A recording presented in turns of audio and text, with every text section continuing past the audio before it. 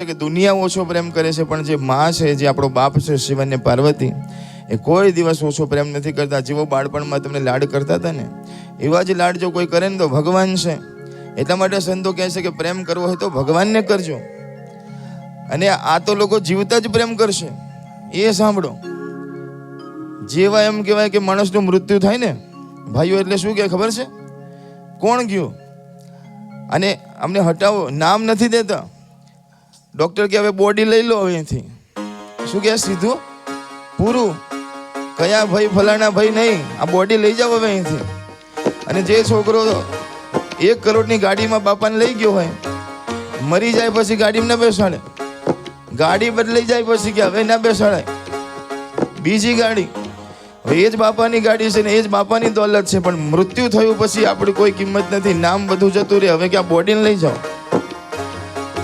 ઘરવાળા રોશે, કકડશે ક્યાં સુધી? કે 12 દાડા, 12મા દાડા આખા ભેગા થઈને લાડવા ખાશે. ગયા તો ગયા કે હવે આ તો સંસારનો નિયમ છે, બધાને આવવું પડે ને જવું પડે. આપણે શરૂ કરો. માટે આ જગતના લોકો જીવો છો ત્યાં સુધી પ્રેમ. સંતો કહે છે પણ ભગવાન એવા છે કે જીવતે જીવતો સાચવશે, મર્યા પછી પણ તમને નહીં છોડે.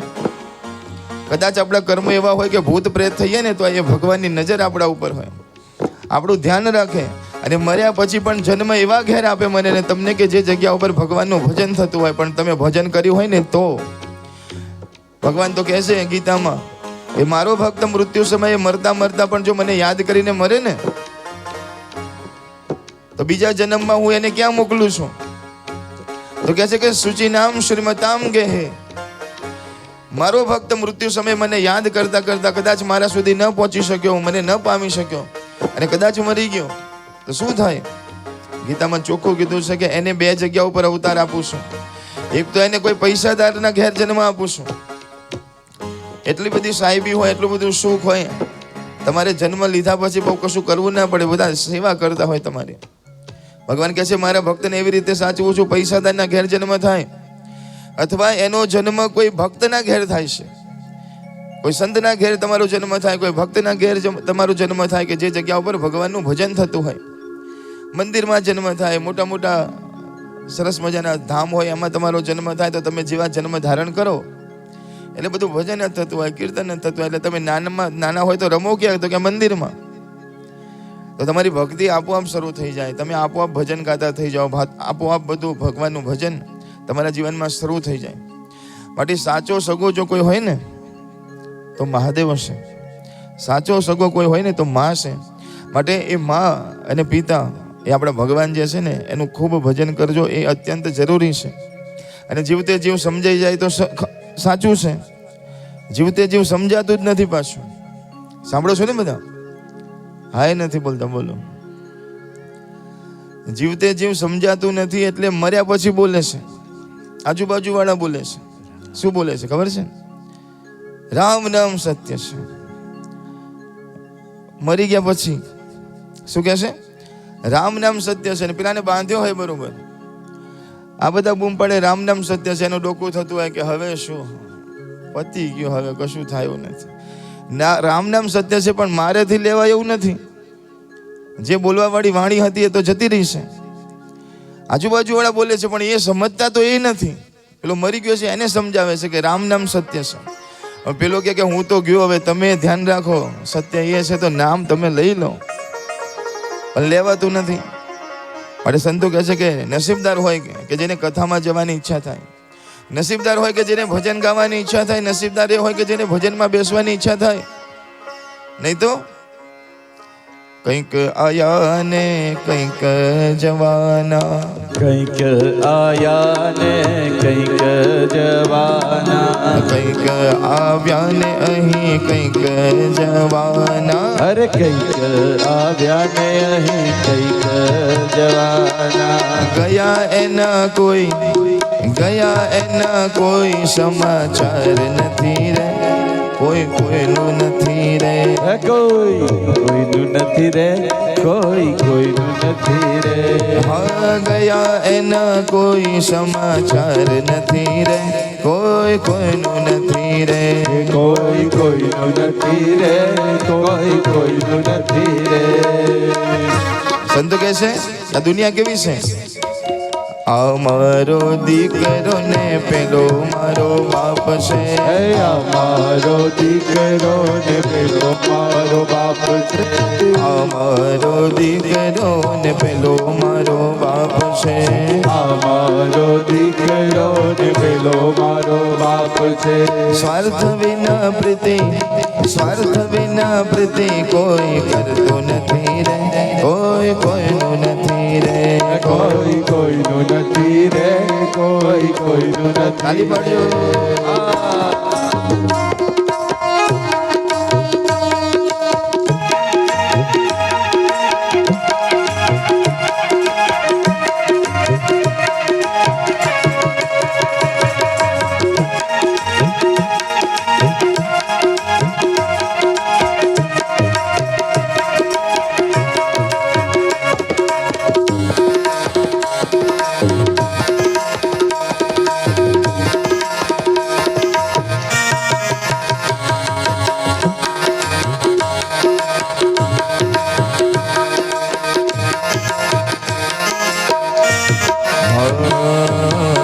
આખું ભજન બહુ સરસ મજાનું છે, પણ આપણે આખું ભજન નથી ગાવું.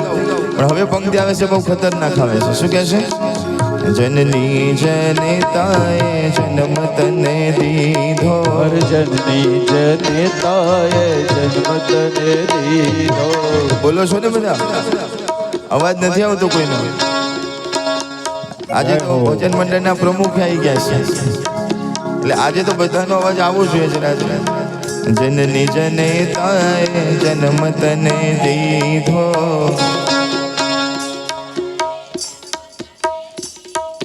પાડી પોષીને તને મોટેરો કીધો,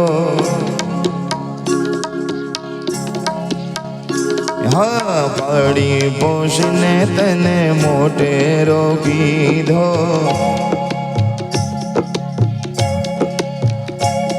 પણ પરણ્યા પછી માની સામું જોતો નથી રે, કોઈ કોઈનું નથી રે, કોઈ કોઈનું નથી રે, કોઈ કોઈનું નથી રે. અલ્યા ના હક ના મરો બધા મથી રે, કોઈ કોઈનું નથી રે, કોઈ કોઈનું નથી રે, કોઈ કોઈનું નથી બધા રે. બોલો છો ને બધા? પણ અહીંયા જ બોલજો પાછા, ઘેર જઈને ના ગાતા પાછા. કારણ કે આકાશભાઈ એક જગ્યા પર કથા હતી ને, એક ભાઈ મારી જોડે આવ્યા કે મહારાજ આ તમે કેવા ભજન શીખવાડો છો? મેં શું થયું? એટલે કે જ્યારથી કથામાંથી ઘેર આવ્યા છે એક જ ભજન ગાગા કરે છે. મેં કયું ભજન? કે કોઈ કોઈનું નથી રે, કોઈ કોઈનું નથી રે. અને કે હું બાજુમાંથી નીકળું ત્યાં તો ખાસ ગાય છે, મારી સામે જોઈ જોઈને ગાય છે. પણ મેં તો થયું શું? એટલે કે 4 દિવસ પછી એનો જન્મ દિવસ છે ને મને કે સાડી લઈ આલો, ને મેં ના પાડી. મેં તો ગાય જ ને, પછી તમે લઈ આલો તો બંધ થશે. માટે કોઈ કોઈનું નથી, કોઈ કોઈનું નથી અહીંયા જ ગાજો પાછા, ઘેર જઈને ગાતા નહીં. કારણ કે આ ભજન ગાવાનું નથી, આ ભજન સમજવાનું છે, સમજવાનું ભજન છે, ગાવાનું ભજન નથી. સમજી જવાનું છે કે આપણું કોઈ છે, આપણું કોણ છે? આપણું ભગવાન છે. માટે ભગવાનની માળા, ભગવાનનું નામ, ભગવાનનું સ્મરણ કરતા કરતા રહેજો. અને પહેલેથી જ નક્કી રાખવાનું કોઈ નથી. એટલે એક દિવસ એવો આવે કે આપણે જવાનું હોય, મૃત્યુનો સમય આવે, પણ તૈયારી કરેલી હોય કે મારું તો કોઈ નથી, મારો તો ભગવાન છે. એને બીક ન લાગે. એ તો કે કઈ વાંધો નહીં, મૃત્યુ આવે છે, મારો ભગવાન આવે છે, મારો મહાદેવ આવે છે મૃત્યુના રૂપમાં, મારી માં આવે છે, મારો કનૈયો મને લેવા માટે આવે છે. એવું થાય. પણ કોને થાય? કે જેને આખી જિંદગીમાં ભજન કર્યું હોય ને, માનેલું હોય કે કોઈ કોઈનું નથી, મારો તો મારો ભગવાન જ છે. પણ જેને મા સાથે, બાપ સાથે, પત્ની સાથે, પરિવાર સાથે, ગાડી સાથે, વાડી સાથે સંબંધ બાંધ્યા હોય ને, એનો જીવ જતો હોય તો એ તો બહુ દુઃખી થાય. ઓહો, મારા ખેતરનું શું થશે, મારી ગાડીનું શું થશે, મારા ધનનું, મારા પૈસાનું શું થશે? એટલે ઘણા મરી જાય તો અહીં જાય નહીં, પછી ખેતરમાં થઈને ફરે કે તમારા દાદા થયા છે અને ખેતરમાં ફરે છે. કારણ કે મન રહી ગયું ખેતરમાં, તો મર્યા પછી એ શાંતિ નથી. માટે જિંદગીમાં સમજી લેજો કે સાચો સગો જો કોઈ છે ને તો ભગવાન છે, તો એની સાથે પ્રેમ કરશો ને એ કોઈ દિવસ દગો નહીં કરે. અને જે મા બાપ ભગવાનને પ્રેમ કરે છે, જે માણસ ભગવાનને પ્રેમ કરે છે ને એનું આખું જીવન ભગવાન સંભાળી લેશે. ભગવાનનો ભક્ત હોય ને એના જીવનમાં એના દીકરા દીકરીના ક્યાં લગ્ન થાય એને ખબર એ ના હોય. એના જીવનમાં ક્યારે ક્યાં સારા સારા માણસો આવી જાય એને ખબર પણ ન પડે. સંબંધો થઈ જાય, દીકરા દીકરીઓ સારું ભણે સારું ગણે, બધું ક્યાં થઈ જાય તમને ખબર ન પડે. સાચી ભક્તિ હોય ને તો ભગવાન તમારું ધ્યાન રાખે છે. નરસિંહ મહેતાનું ધ્યાન ભગવાને કેવું રાખ્યું? એને તો કશું ચિંતા હોય જ નહીં. કોઈ પણ ઉપાધિ આવે એટલે શું કહેવાનું? એક કાગળ લખી દેવાનો કે ઉપર લખવાનું દ્વારકાધીશ અને વચ્ચે લખી દેવાનું કે આ તકલીફ પડી છે ભાઈ, તમે જોજો. નીચે નરસિંહ મહેતા અને મૂકી દેવાની ચિઠ્ઠી અને આનંદ કરવાનો. ટેન્શન બધું ભગવાનને. પછી નરસિંહ મહેતાના પિતાનું શ્રાદ્ધ હતું. સાંભળો બધા, નરસિંહ મહેતાના પિતાનું શ્રાદ્ધ છે ને આગલા દિવસે એના મોટા ભાઈ આવ્યા છે. અને મોટા ભાઈ આવીને કીધું કે નરસિંહ ક્યાં છે? તો નરસિંહ મહેતા અંદર માળા કરતા હતા. એટલે નરસિંહ મહેતાના પત્ની બહાર આવે છે અને બહાર ઉભા કહે છે, આમ ઓઠેલું છે કે બોલો મોટા ભાઈ શું હતું? એટલે કે કાલે આપણા પિતાનું શ્રાદ્ધ છે, કઈ ખબર છે કે નહીં? ખબર પડે છે કે નહીં? એટલે કે હા પિતાજી ખબર છે. તો પછી મારા ઘરે શ્રાદ્ધનો પ્રસંગ છે તો તમને એમ ખબર નથી પડતી કે આવી જઈએ? વાસણો સાફ કરવાના હોય, ચૂલા ખોદવાના હોય, વાસણો સાફ કરવાના હોય, બધું કરવાનું હોય તો ખબર નથી પડતી કેવા આવવું પડે મારે? મારા એકલાનો બાપ છે, તમારો બાપ નથી. તમારે તો ખાલી ભોજન કરવા જ આવું છે. મારા એકલાનો બાપ છે. નરસિંહ મહેતાના પત્નીને થયું કે આવું અપમાન કરીને ખાવા બોલાવે, આદર વિનાનું અન્ન લેવું એથી સારું મરવું. નરસિંહ મહેતાના પત્ની કહે છે કે આવું શું કામ કરો છો? હજી સમય નથી તો અમે આવવાના જ હતા સાંજે બધું કરવા માટે. અને તમને આટલું બધું એ હોય તો એક કામ કરો, તમે તમારી રીતે શ્રાદ્ધ કરજો, અમે અમારી રીતે કરી લઈશું. શું કીધું નરસિંહ મહેતાના પત્નીએ? કે મોટા ભાઈ તમે તમારી રીતે કરજો, અમે અમારી રીતે કરી લઈશું. અમારે પિતા છે, અમે અમારી રીતે કરશું, તમે તમારી રીતે કરજો. હા તો કરજો, અમે અમારી રીતે કરશું. બહુ તમારે પૈસા ભેગા થઈ ગયા, કરજો તમારી રીતે, અમે કરશું અમારી રીતે. જતા રહ્યા. નરસિંહ મહેતાના પત્ની બોલ્યા કે અમે અમારી રીતે કરશું. નરસિંહ મહેતા માળા કરતા કરતા આ શબ્દ સંભળાયો કે અમે અમારી રીતે પિતાનું શ્રાદ્ધ કરશું. નરસિંહ મહેતા માળા મૂકીને દોડતા બહાર આવ્યા કે મેથી ત્યાં શું કીધું? શ્રાદ્ધ કરશું આપણે? અરે આપણા ઠાકોરજીને 2 દિવસથી પાણી ધરાઈએ છીએ, આપણા ઘર કશું છે નહીં. 2 દિવસથી ઠાકોરજીને પાણી ધરીએ છે, કશું નથી આપણા ઘરમાં, કઈ રીતે કરશું? કે તમે ચિંતા ના કરો, મારી પાસે એક સોનાની વાડી પડી છે.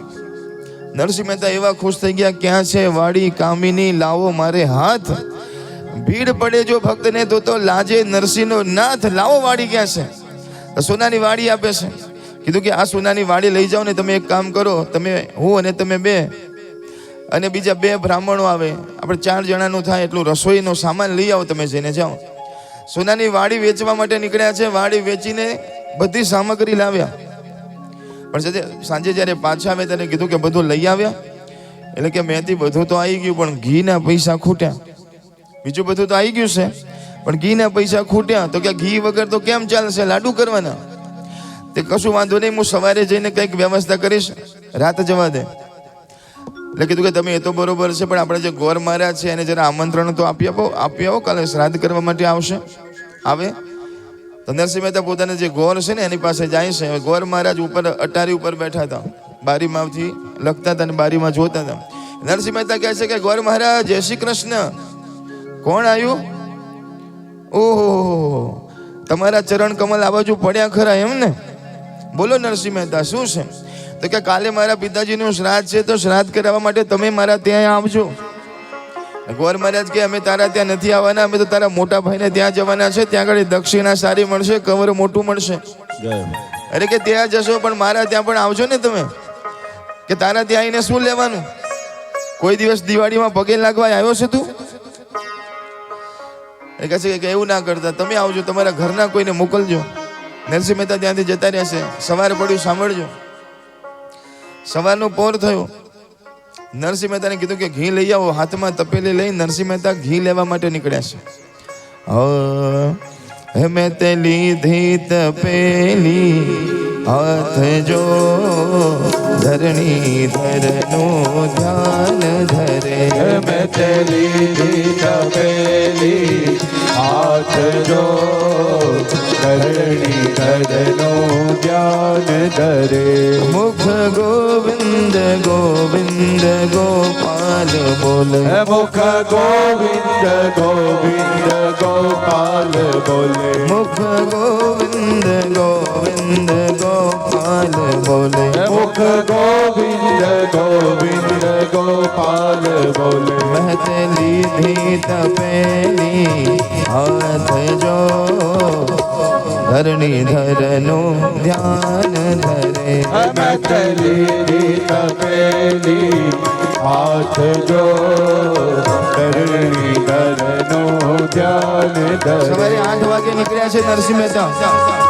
તે ચોરામાં બધા ભાઈઓ બધા બ્રાહ્મણો ભેગા થઈને બેઠા હતા ચોરી ઉપર ચોરામાં નરસિંહ મહેતા નીકળ્યા એટલે કે ભાઈઓ અરે નરસિંહ મહેતા જય શ્રી કૃષ્ણ આ તપેલી લઈને ક્યાં જાવ છો કે મારા પિતાનું શ્રાદ્ધ છે ઘી લેવા માટે જાઉં છું ઓહો તમે તમારા પિતાનું શ્રાદ્ધ કરો છો એટલે કે હા સાંભળજો ચોરા પર બેઠા હતા ને બધા મસ્કરી કરે છે કે નરસિંહ મહેતા જો તમારા ઘેર પ્રસાદી મળતી હોય તુલસીના પાના ઉપર રહેજો એટલી પ્રસાદી પણ જો તમારા ઘરની મળતી હોય તો અમે તમારા મોટા ભાઈના ઘેર ના જઈએ તમારા ઘેર આવીએ તુલસીના પત્ર ઉપર એટલી પ્રસાદી ખાલી અમને તમે જમાડો તો તમારા ઘેર આવીએ નરસિંહ મહેતા કીધું તો આખા ગામમાં બધાને જાહેરાત કરી દો કે આપણા સમાજના જેટલા ઘર છે બધા મારા ઘેર આવવાના છે કાલે જાઓ બધાને કહી દો કે કાલે બધા ભૂદેવોને મારે ઘેર આવવાનું છે જમવા નરસિંહ મહેતા આજે 12 વાગે મારા ઘેર આવવાનું છે જમવા હવે નરસિંહ મહેતા ત્યાંથી નીકળ્યા એટલે બધા ભૂદેવો બેઠા બેઠા હસે છે કે જો ને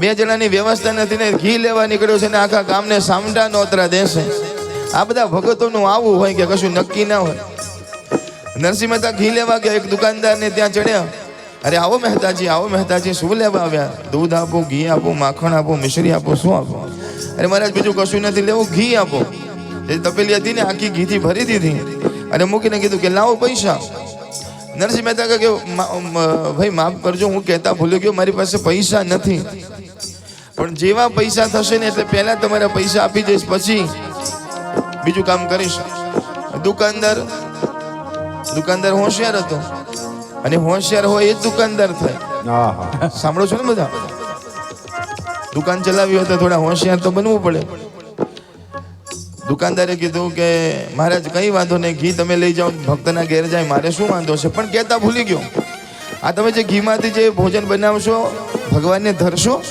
ભગવાનને ધરવાના નરસિંહ મહેતા કે લો કેવી વાત કરો છો પહેલા ભગવાન જમે ને પછી અમે જમીએ તો આ તો હું કહેતા ભૂલી ગયો કે સવારના પોરમાં આ ઘીના ટોપની અંદર મરેલી ગરોડી પડી હતી મહારાજ નરસિંહ મહેતા કે ઘી કાઢી લો આવું ઘી મારે ન ચાલે અરે મારી રસોઈ બગડી જાય તમે ઘી કાઢી લો બધું વેપારીને આટલું જ જોતું હતું હતી એના કરતા ચોખ્ખી તપેલી કરીને આપી લો મહારાજ લઈ જાઓ એક દુકાને જાય છે બીજી દુકાને જાય છે ત્રીજી દુકાને જાય છે બધા ઘી આપે તો છે પણ જ્યાં પૈસાની વાત આવે એટલે પાછી એમ કહેવાય કે ઘી કાઢી લેશે આજે નરસિંહ મહેતાના નામના આપણે બધા ભજન કહીએ છીએ મંડળો બનાવ્યા છે આપણે એને યાદ કરીએ છીએ પણ જ્યારે હતા ને ત્યારે આ દુનિયાએ જ આપણે બધાએ જ શાંતિથી જીવવા નથી દીધા અને સંતો કહે છે કે દરેક ભક્તો સાથે એવું થાય છે જ્યાં સુધી જલારામ બાપા હોય કે જ્યાં સુધી એમ કહેવાય કે ભક્તો હોય ત્યાં સુધી એને કોઈ ઓળખી શકતું નથી પણ જ્યારે જાય ને પછી એમ ખબર પડે પછી એના મંદિરો બને ને પછી એના નામે એમ કહેવાય કે મોટા મોટા ધામ બને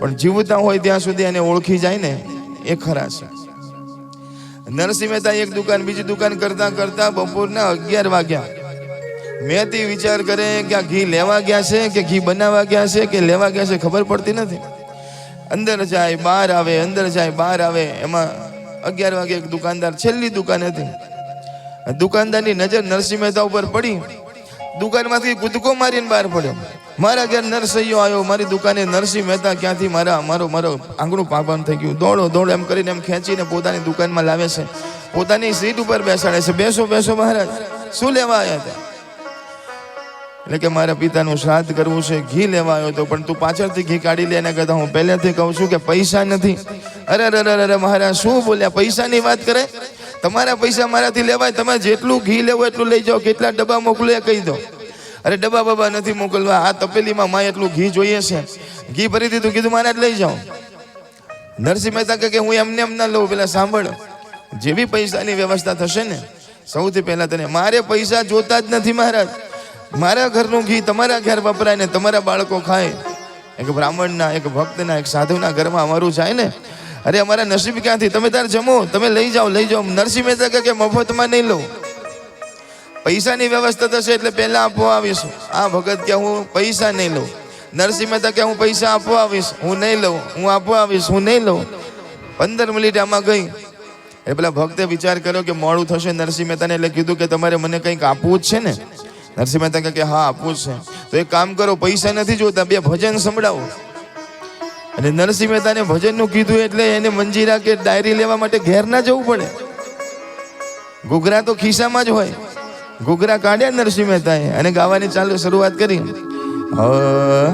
મારે રહેવાને નથી ઝૂંપડું, મારે જમવા નથી જુવાર, આ લોક કરે છે મારી ઠેકડી, પણ મારી દોલતમાં, મારી દોલતમાં, મારી દોલતમાં જાંજ પખવાજ રે શામળા ગિરધારી. મારી દોલતમાં જાંજ પખવાજ રે શામળા ગિરધારી. મારી દોલતમાં જાંજ પખવાજ રે શામળા ગિરધારી. મારી દોલતમાં જાંજ પખવાજ રે શામળા ગિરધારી. મારી હુંડી, મારી હુંડી સ્વીકારો મહારાજ રે શામળા ગિરધારી. મારી હુંડી સ્વીકારો મહારાજ રે શામળા ગિરધારી.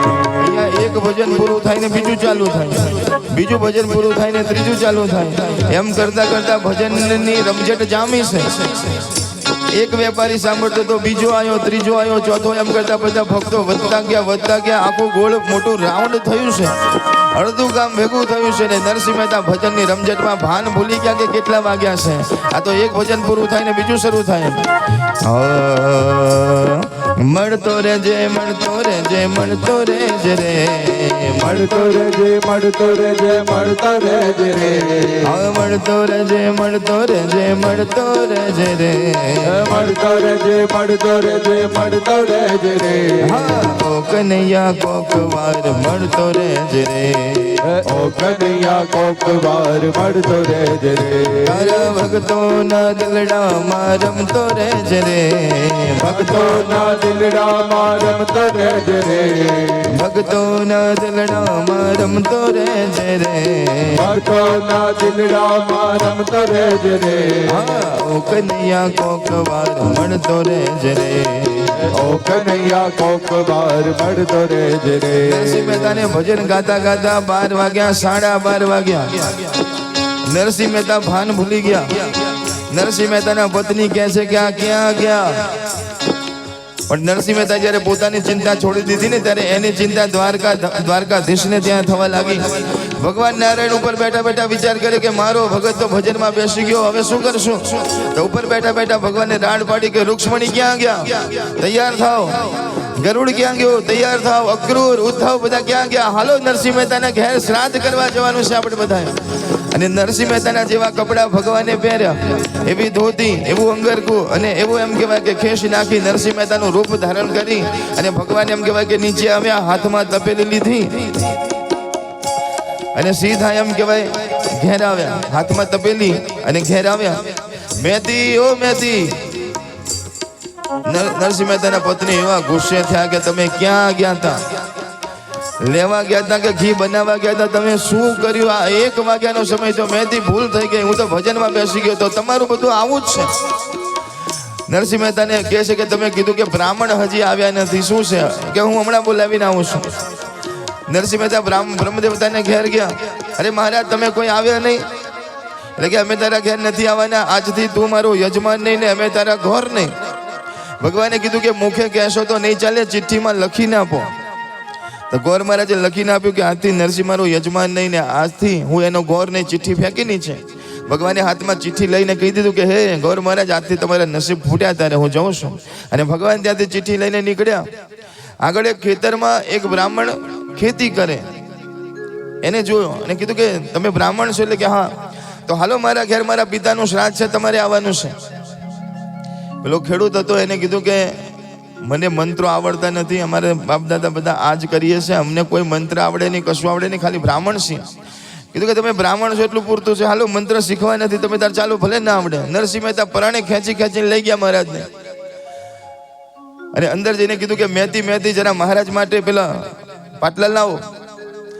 પેલા સોનાના પતરાવાળા જે પાટલા આપણે લાવીને મૂક્યા છે ને, સોનાના પતરાવાળા પાટલા લાવો. નરસિંહ મહેતાના પત્ની કહે કે સોનાના પતરાવાળા પાટલા? આ ઘી લેવા માટે મારી વાડી વેચાઈ નાખીને આ સોનાના પતરાવાળા પાટલા ક્યાંથી માંગે છે? અરે કીધું અંદર જઈને જોવો તમે. પેલા શરમાઈ ગયા કે શેના સોના પાટલા જ નથી તો સોનાના પતરાવાળા પાટલા ક્યાંથી હોય? પણ અંદર જઈને જ્યાં કબાટ ખોલ્યું ને તો પાટલાઓનો ઢગલો પડ્યો હતો. મેથી વિચાર કરે કે આ બધું આવ્યું ક્યાંથી? પાટલા લઈને આપે છે. એક પાટલો મહારાજ બેઠા ને એક પાટલો સામે મૂક્યો. મહારાજને કીધું કે મહારાજ હવે મંત્ર બોલો. મહારાજ કે મેં કીધું તો ખરું મને મંત્રો નથી આવડતા. ભગવાને કીધું બોલો, પણ નથી આવડતા. તો ભગવાને કીધું કે એક કામ કરો, જરા તમે રાધે કૃષ્ણ તો બોલો. રાધે કૃષ્ણ તો બોલતા આવડે ને? એટલે કે હા. તો કે રાધે કૃષ્ણ ને ત્રીજી વાર જ્યાં રાધે કૃષ્ણ બોલ્યા, ભગવાને પોતાની ટચલી આંગળી જ્યાં મહારાજને અડાડીને ત્યાં તો મંત્રોની ઝડી ફૂંકાવા લાગી કે તમે જાઓ જરા થાળી લાવો ને વાટકી લાવો ને ચમચી લાવો ને. શ્લોક ઉપર શ્લોક નીકળવા લાગ્યા. પૂજા શરૂ થઈ. કીધું કે બીજું તો બરોબર છે. ભગવાન નરસિંહ મહેતાના રૂપમાં આવે ને તો સાથે ગાડાઓ ભરીને સીધું સામાન આવ્યો છે. તો સીધા વાળાના ગાડા બધા ગામમાં ઉતર્યા એટલે પેલા ચોરો હતો ને ત્યાં પહોંચ્યા કે મહારાજ નરસિંહ મહેતાનું ઘર ક્યાં છે? તો સીધાના મોટા ગાડા ભર્યા હતા. એની અંદર સાડીઓના ઢગલા, હીરા મોતીના ઢગલા, આવા ગાડા આવ્યા. એટલે પેલા બધા કહે છે કે તમારે નરસિંહ મહેતાનું કામ શું છે? એટલે કે અમે બધા એના નોકરો છે, એના માણસો છીએ, અમારે વહેલા આવવાનું હતું પણ આવતા મોડું થઈ ગયું છે, જલ્દી ઘર બતાવો. બધા કીધું કે અહીંથી આગળ જાઓ, મંજીરાનો કરતાલનો અવાજ આવતો હોય ને એ નરસિંહ મહેતાનું ઘર. ત્યાં ગાડી પહોંચ્યા છે. રસોઈ થવા લાગી છે. ટૂંક સમયમાં રસોઈ તૈયાર થઈ ગઈ. ગામના જેટલા ભૂદેવો હતા બધા એમ કહેવાય કે ધીરે ધીરે જમવા માટે આવ્યા છે. બધાને બેસાડવા લાગ્યા છે. બધા જમવા માટે બેઠા ને, જમવા બેઠા એટલે દરેકને સોનાની થાળી, સોનાની વાટકી, સોનાની ચમચી. કહેવાય કે બધા બે ચાર ભૂદેવો બેસી રહ્યા હતા, જે ગયા નતા. એને છોકરાઓને કીધું છોકરાઓ તમે જઈને જોઈ આવો તો ખરા તૈયારી કેવી ચાલે છે નરસિંહ મહેતાના ઘેર. જ્યારે આવીને જોયું ને તો અહીંયા તો બધા જોરદાર તૈયારી ચાલતી હતી. કીધું કે બધા તો થોડા બેસી ગયા. સોનાની થાળી, સોનાની વાટકી. એને કીધું કે પિતાજી જોરદાર તૈયારી ચાલે છે. તો એ છોકરાઓને એ ભૂદેવે કીધું કે એક કામ કર, તું તમારા માતાજીને જઈને કહો કે એ પણ જાય જરા નરસિંહ મહેતાના ઘેર અને કહે કે કંઈ કામકાજ હોય તો કહેજો. તો બે ચાર બહેનો ત્યાં આગળ ગયા. મહેતીજી એટલે કે આવો બહેનો આવો, ચલો જલ્દી. મહેતીજી અમે પૂછવા આવ્યા છે કે કંઈ કામકાજ હોય તો કે કામકાજ શું કરે? તમે તારે બેસો બધા અહીંયા. એટલે કે ના એક કામ કરીએ, અમે ઘેર જઈને જરા સાડી બદલીને આવીએ છીએ, ઉભા રહો તમે. એટલે મહેતાજી તરત ત્યાંથી દોડતા, અરે ભાઈ સાડી બદલવા ઘેર જવાની જરૂર નથી. મહેતી કે શું છે? પેલી કબાટમાં પેલી સોનાના તારવાળી સાડીઓ પડી છે ને, બધાને એક એક આપી દે. સોનાના તારવાળી બોર્ડરવાળી જે સાડી છે ને આપી દે. મહેતીજીને એવું હસવું આવે કે 5 વર્ષથી કે હું હેન્ડલૂમ પહેરું છું, મારી સાડીમાં કેટલા થીગડા છે એ દેખાતું નથી કે સાડી છે કે થીગડા છે, એટલે મેં થીગડા માર્યા છે. અને સોનાની બોર્ડરવાળી સાડી ક્યાંથી આવી? પણ પેલું પાટલાનું જોયું હતું ને એટલે થયું કે હશે કદાચ. અને અંદર જઈને જ્યાં કબાટ ખોલ્યું તો સાડીઓનો ઢગલો પડ્યો હતો. બધા બહેનોને એક સાડી આપી. કીધું જવાની જરૂર નથી. 2-4 છોકરા દોડીને કીધું કે પિતાજી અમારી માતાજીને તો સોનાની બોર્ડરવાળી સાડી મળી. તો બીજા છોકરાઓ ત્યાં હતા એટલે બીજાએ કીધું કે એક કામ કર, તું પણ તારી માને જઈને કહે કે એ બધા પણ જાય. આ બાજુ ભીડ જામે છે. ભોજન કરવા માટે બેઠા. 32 જાતના ભોજન બનાવ્યા છે. પણ બ્રાહ્મણોને સૌથી વધારે જો કંઈ વાલું હોય તો શું વાલું છે? લાડુ. મૂક્યો નથી કે ઉપડ્યો નથી, મૂક્યો નથી કે ઉપડ્યો નથી, મૂક્યો નથી કે ઉપડ્યો નથી. લાડુ અને દાળ સિવાય બીજું કોઈ ચાલતું જ નથી. બીજું બધું સાઈડમાં. મગન નામના મહારાજ હતા, 32 લાડવા ખાઈ ગયા. પીરસવા વાળા એટલા બધા હોશિયારો, જમવા વાળા એના કરતા પણ વધારે હોશિયાર. કહેવાય કે આનંદરામ નામના મહારાજ હતા, 38 લાડુ ખાધા છે. ઘણા એટલા બધા લાડુ ખાધા. બાજુમાં એક છોકરો બેઠો હતો. તો એ પાણી પીતો જાય, લાડુ ખાતો જાય. પાણી પીતો જાય, લાડુ ખાતો જાય. આપણી વચ્ચે અમારા વિનોદભાઈ સાધુ પધારે, જરા તાલી પાડીને આપણે સ્વાગત કરીએ. અહીં ઉપર દિલીપભાઈ જોડે આવી જાઓ. એક છોકરો મહારાજની બાજુમાં બેઠો હતો, એનો દીકરો એ લાડુ ખાતો જાય, પાણી પીતો જાય. સાંભળો છો ને બધા? લાડુ ખાતો જાય, પાણી પીતો જાય. એટલે બાપાએ એક લાફો માર્યો. એટલે કે તમે મને મારો છો શું કામ? કે તને ખબર નથી પડતી આ પાણી શું કામ બગાડે છે, તારું પેટ શું કામ બગાડે છે, પાણી શું કામ પીવે છે, એના કરતા લાડવો મૂકી દે ને, જગ્યા શું કામ ભરે છે? એ છોકરાએ રડતા રડતા કીધું, પિતાજી અમારા ટીચરે એવું શીખવાડ્યું છે કે જમતા જમતા પાણી પીવો ને તો વધારે ખવાય. તે બીજા ગાલ ઉપર બીજો માર્યો. કે બીજો શું કામ માર્યો? કે તારે મને પહેલા ના કહેવાય. જય હો. એટલું બધા જમ્યા છે અને જમીન ઉભા થઈને કહે છે કે મહેતાજી મહેતાજી, આ થાળી છે ને બધી સાચવીને મૂકી દેજો, સોનાની થાળી. એમાં એક મહારાજ તમ ઊંચી કરીને જોતા હતા કે સોનાની છે કે ગિલેટ છે, સોનાની છે કે ગિલેટ છે. એટલે મહેતાજીએ કીધું કે થાળી વાટકો રાખવાનો નથી, તમારે લઈ જવાનો છે. ઓહો, કે ના હોય કે હા, પોતાના અંગરખામાં બધું બાંધ્યું છે અને મહારાજો નીકળ્યા છે. એક મહારાજ તો એટલું બધું જમ્યા હતા, એટલું બધું જમ્યા હતા કે આમ નીચું નતું નમાતું, પોતાના ચંપલ નતા દેખાતા. છોકરા જરા જોતો ખરો મારા પગમાં મારા ચંપલ ક્યાં છે? છોકરો કે મારાથી ક્યાં નમાય છે? હવે એમ કરતા કરતા એમ કહેવાય કે ઘેર પહોંચ્યા. હવે એક મહારાજ ઘેર જતા હતા ને, તે 12 શાકમાં ભોડું ફટકાય, આમ અંદર ના જાય. નમે તો જવાય પણ નમાતું જ નહોતું. એટલે કે હવે મારે આ 12 શાક બદલવા પડશે, આ બારણાની સાઈઝ બદલવી પડશે, અંદર નથી આવતું. એના પત્ની એટલા હોશિયાર હતા, કીધું કે તમે શું ખાધું છે? કે કેમ? આ બાજુવાળાને જુઓ, સુડાવીને લાવવા પડ્યા છે. એટલે કે હે, એમાં નમ્યા, એમાં ઘૂસી ગયા અંદર, હે કરી એમાં અંદર જતા. આ બાજુવાળા મહારાજને સુવડાવીને લાયા, તમે શું ખાધું છે? પણ એક જમાનો હતો જ્યારે આવા જમવાવાળા હતા. અત્યારે તો એક મૂક્યો હોય તો કે રેવા દો રેવા દો રેવા દો, હું હાલો અડધા લાડવા ખાઈએ, કામ શું કરે? પહેલાના જમતા હતા એવું ને કામ એવું કરતા હતા ને એવા દોડતા હતા. સંતો કહે છે કે બધા જમીને છે, બધાને સોનાની સુંદર મજાની ભેટ આપી છે, બધાને એક એક રુદ્રાક્ષની માળા સોનાની કરી કરીને પહેરાઈ છે. બ્રાહ્મણો રાજી થતા થતા જાય છે. નરસિંહ મહેતા, તમારા ભંડાર ભર્યા રે, તમારા ભંડાર ભર્યા રે. બધા જમી લીધા છે. ભગવાને કીધું કે મહેતી, હું જરા દામોકુંડે સ્નાન કરીને આવું છું. એટલે મહેતીજીએ કીધું કે જલ્દી પાછા આવજો, મારે તમારું કામ છે. ભગવાન કે હવે પાછો આવે બીજો, હું નથી આવવાનો, અને પોતે જતા રહેશે. આ બાજુ સાચા નરસિંહ મહેતા બપોરના 2:30 વાગ્યા 3 વાગ્યા છે, એને કશું ખબર જ નથી, તો ભજનમાં મસ્ત છે. રાજા રણ છોડ તારું મુખડું રે કેમ ભૂલી જવાય, રાજા રણ છોડ તારું મુખડું રે કેમ ભૂલી જવાય, રાજા રણ છોડ તારું મુખડું રે કેમ ભૂલી જવાય, રાજા રણ છોડ તારું મુખડું રે કેમ ભૂલી જવાય, ભૂલી શકાય ના વિસરી શકાય ના, ભૂલી જવાય ના વિસરી શકાય ના, ભૂલી જવાય ના વિસરી શકાય ના, ભૂલી જવાય ના વિસરી શકાય ના, 56 સીડીનો તારો દાદરો રે કેમ ભૂલી જવાય, 56 સીડીનો તારો દાદરો રે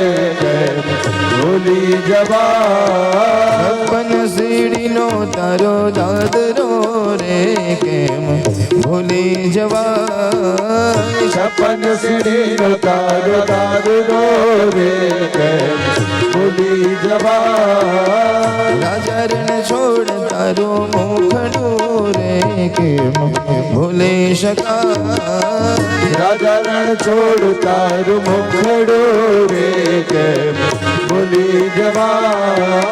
એક પછી એક ભજન ચાલે છે. એમાં નરસિંહ મહેતાને અચાનક યાદ આવ્યો, અરે હું તો ઘી લેવા માટે નીકળ્યો હતો. અરે ઉભારો ઉભારો, કેટલા વાગ્યા?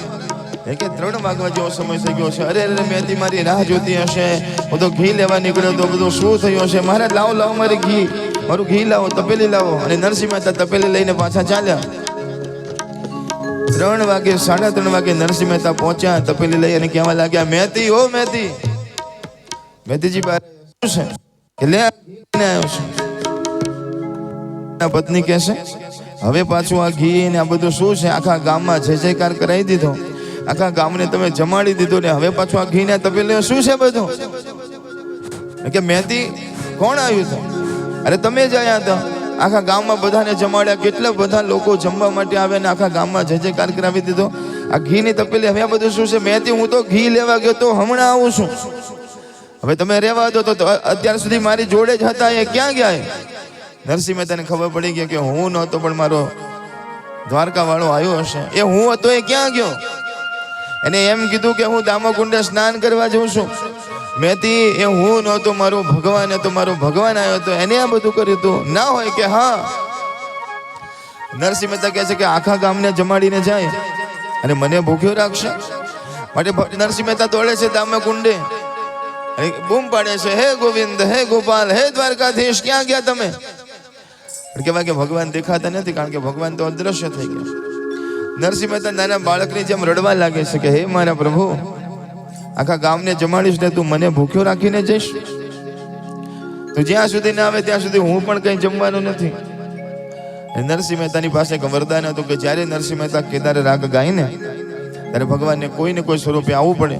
અને એ નરસિંહ મહેતા ગાય છે કે દર્શન દો ઘનશ્યામ નાથ, મોરી અખિયા પ્યાસી રે. અને જ્યાં ગાયું છે ત્યાં દ્વારકાધીશ રૂક્ષ્મણીજીને લઈને, રાધાજીને લઈને પધારે છે, આખા ઘરને દર્શન આપે છે. નરસિંહ મહેતાએ કીધું કે મારા ઘરે શ્રાદ્ધ કર્યું, મારા ભાઈના ઘેર કોઈ ગયું નથી, માટે એને પણ દર્શન આપો. પોતાના મોટા ભાઈને પણ દર્શન કરાવે છે. માટે સંતો કહે છે કે આ નરસિંહ મહેતાના જો 52 કામ ભગવાન કરી શકતા હોય તો આપણા કેમ ન કરે? આપણા પણ ભગવાન તૈયાર જ બેઠા છે કે મને ક્યારે કોઈ મારો ભક્ત બોલાવે. પણ આપણી પાસે એવો સાચો પ્રેમ હોવો જોઈએ, નરસિંહ મહેતા જેવો ભરોસો હોવો જોઈએ. સાંભળો છો ને બધા? ભગવાન કહે છે કે જે પોતાના જીવનના પોટલાનો ભાર મારા શરણે મૂકી દે છે ને એનો સંભાળ હું રાખું છું. પણ નરસિંહ મહેતાની જેમ માથા ઉપરથી મૂકીને ભૂલી જવું પડે. પણ આપણે બધા એટલા હોશિયાર છે, પોટલું ભગવાનના ચરણમાં મૂકીએ ખરા, એક છેડો પાછા પકડી રાખીએ કે લે તો લે બરોબર છે, નહીં તો પાછું ખેંચવા થાય. અને આ ભગવાન નહીં કરે તો બીજા ભગવાનના માથે મૂકીશું. સાંભળો છો ને બધા? આપણે એક ભગવાન ઉપર આપણને ભરોસો નથી. પણ સંતો કહે છે કે જેવો નરસિંહ મહેતાને ભરોસો, અને નરસિંહ મહેતાની ઉપર સૌથી પહેલા જો કૃપા કોઈની થઈ હોય ને તો મહાદેવજીની કૃપા થઈ છે. નરસિંહ મહેતાએ મહાદેવજીને ગુરુ બનાવ્યા છે. નરસિંહ મહેતાને મહાદેવજીએ મંત્ર આપ્યો છે અને મહાદેવજીની કૃપાથી નરસિંહ મહેતાને કૃષ્ણ મળ્યા છે. માટે પહેલા દિવસે મેં તમને કીધું હતું કે મહાદેવજી એક ગુરુ તત્વ છે. માટે જે પણ ભક્તે, જે પણ સાધકે જીવનમાં આગળ વધવું હોય એને ગુરુની સેવા કરવી જરૂરી છે. અને ગુરુની સેવા એટલે બીજી કોઈ નહીં, મહાદેવજીની સેવા, મહાદેવજીની પૂજા, મહાદેવજીની ભક્તિ જે કરે છે એ કૃષ્ણ ભક્તો હોય તો મહાદેવજી કૃષ્ણ બાજુ મોકલે, ધક્કો મારે. રામનો ભક્તો હોય તો રામ બાજુ મોકલે. મહાદેવજી ગુરુપદ ઉપર બિરાજમાન છે. તો એવા દેવાદિદેવ શ્રી મહાદેવજીનું આ સુંદર મજાનો શિવ મહાપુરાણ કથા આપણે બધા સાંભળીએ છીએ. સૌનક આદિ ઋષિ મુનિઓ બધા 88,000 ઋષિ મુનિઓ પ્રયાગ તીર્થની અંદર બધા ભેગા થયા છે. જે જગ્યા ઉપર ગંગા, યમુના અને સરસ્વતીનો સંગમ છે. અને એ જગ્યા ઉપર સુતજી મહારાજ આવે છે. સુતજી મહારાજ આવ્યા છે એટલે 88,000 ઋષિ મુનિઓ પ્રશ્નો પૂછે છે કે હે મહારાજ, આપણા જીવનમાં જ્ઞાન કેવી રીતે વધે, ભક્તિ કેવી રીતે વધે, વિવેક કેવી રીતે વધે, વૈરાગ્ય કેવી રીતે વધે, એ અમારે જાણવું છે. અમારે એ જાણવું છે કે હવે આગળ જતા કળિયુગ આવશે અને કળિયુગમાં બધાના સ્વભાવ આસુરી તત્વ જેવા થશે. આસુરી માણસોના જેવા સ્વભાવ હોય કળિયુગમાં બધાના ઘેર ઘેર સ્વભાવ એવા થશે. તો આસુરી વિદ્યા અમારા ઘરમાં પ્રવેશ ન કરે અને દેવી સંપદા અમારા ઘરમાં આવે, અમારા જીવનમાં આવે, એના માટે અમારે શું કરવાનું? આ દુનિયામાં મનુષ્યનું કલ્યાણ કરવા વાળી જે વસ્તુ હોય એ વસ્તુ કઈ છે? આવા અનેક પ્રશ્નો પૂછે છે. ત્યારે સૂતજી મહારાજ કહે છે કે કળિયુગથી બચવા માટે, આસુરી તત્વોથી બચવા માટે જીવનમાં સાત્વિક તત્વોનો, સત્કર્મનો સહારો લેવો જોઈએ. અને આ દુનિયામાં સૌથી મોટું સત્કર્મ છે ભગવાનની સુંદર મજાની કથા સાંભળવી. અને એમાં પણ દેવાદિદેવ શ્રી મહાદેવજીની કથા સાંભળવી એ સૌથી મોટામાં મોટું સત્કર્મ છે. કહેવાય કે ઘણી જાતના સત્કર્મ કહેવાય, સારા કામ કહેવાય છે, પણ એ બધામાં સૌથી શ્રેષ્ઠમાં શ્રેષ્ઠ કોઈ સત્કર્મ હોય તો ભગવાનની કથા સાંભળવી છે, ભગવાનનું નામ લેવું છે. માટે એકવાર જરા પ્રેમથી ને ભાવથી બધા બોલો, બોલો હર હર મહાદેવ. ખાલી મહાદેવ બોલવાનું છે જોરથી. બોલો હર હર, બોલો હર હર. આમાં કોઈ એવા ભક્તો બેઠા છે કે જે આજે પહેલી વાર જ કથામાં આવ્યા હોય? કોઈ દિવસ કથા સાંભળી જ ન હોય ને આજે પહેલી વાર કથામાં અમે આવ્યા છે, એવા કોઈ છે? મારી કથામાં જે બીજી વાર આવ્યા હોય એવા ભક્તો હોય તો હાથ ઊંચા કરો કે ભાઈ તમારે આ મહારાજની કથા અમે સાંભળેલી છે. લો 90% તો એ જ બેઠા છે.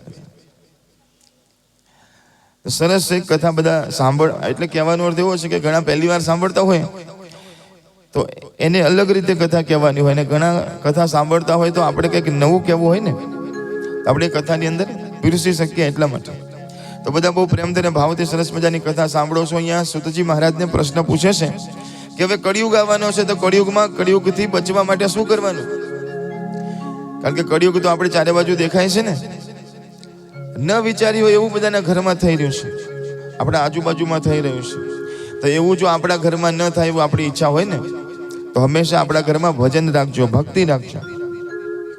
અને એ સમજાવવા માટે એક બીજી સુંદર મજાની કથા, મહાત્માની કથામાં મને ને તમને સંતો લઈ જાય છે કે બિંદુક નામનો એક બ્રાહ્મણ છે જે બાષ્કલ નગરની અંદર સમુદ્ર કિનારે રહે છે.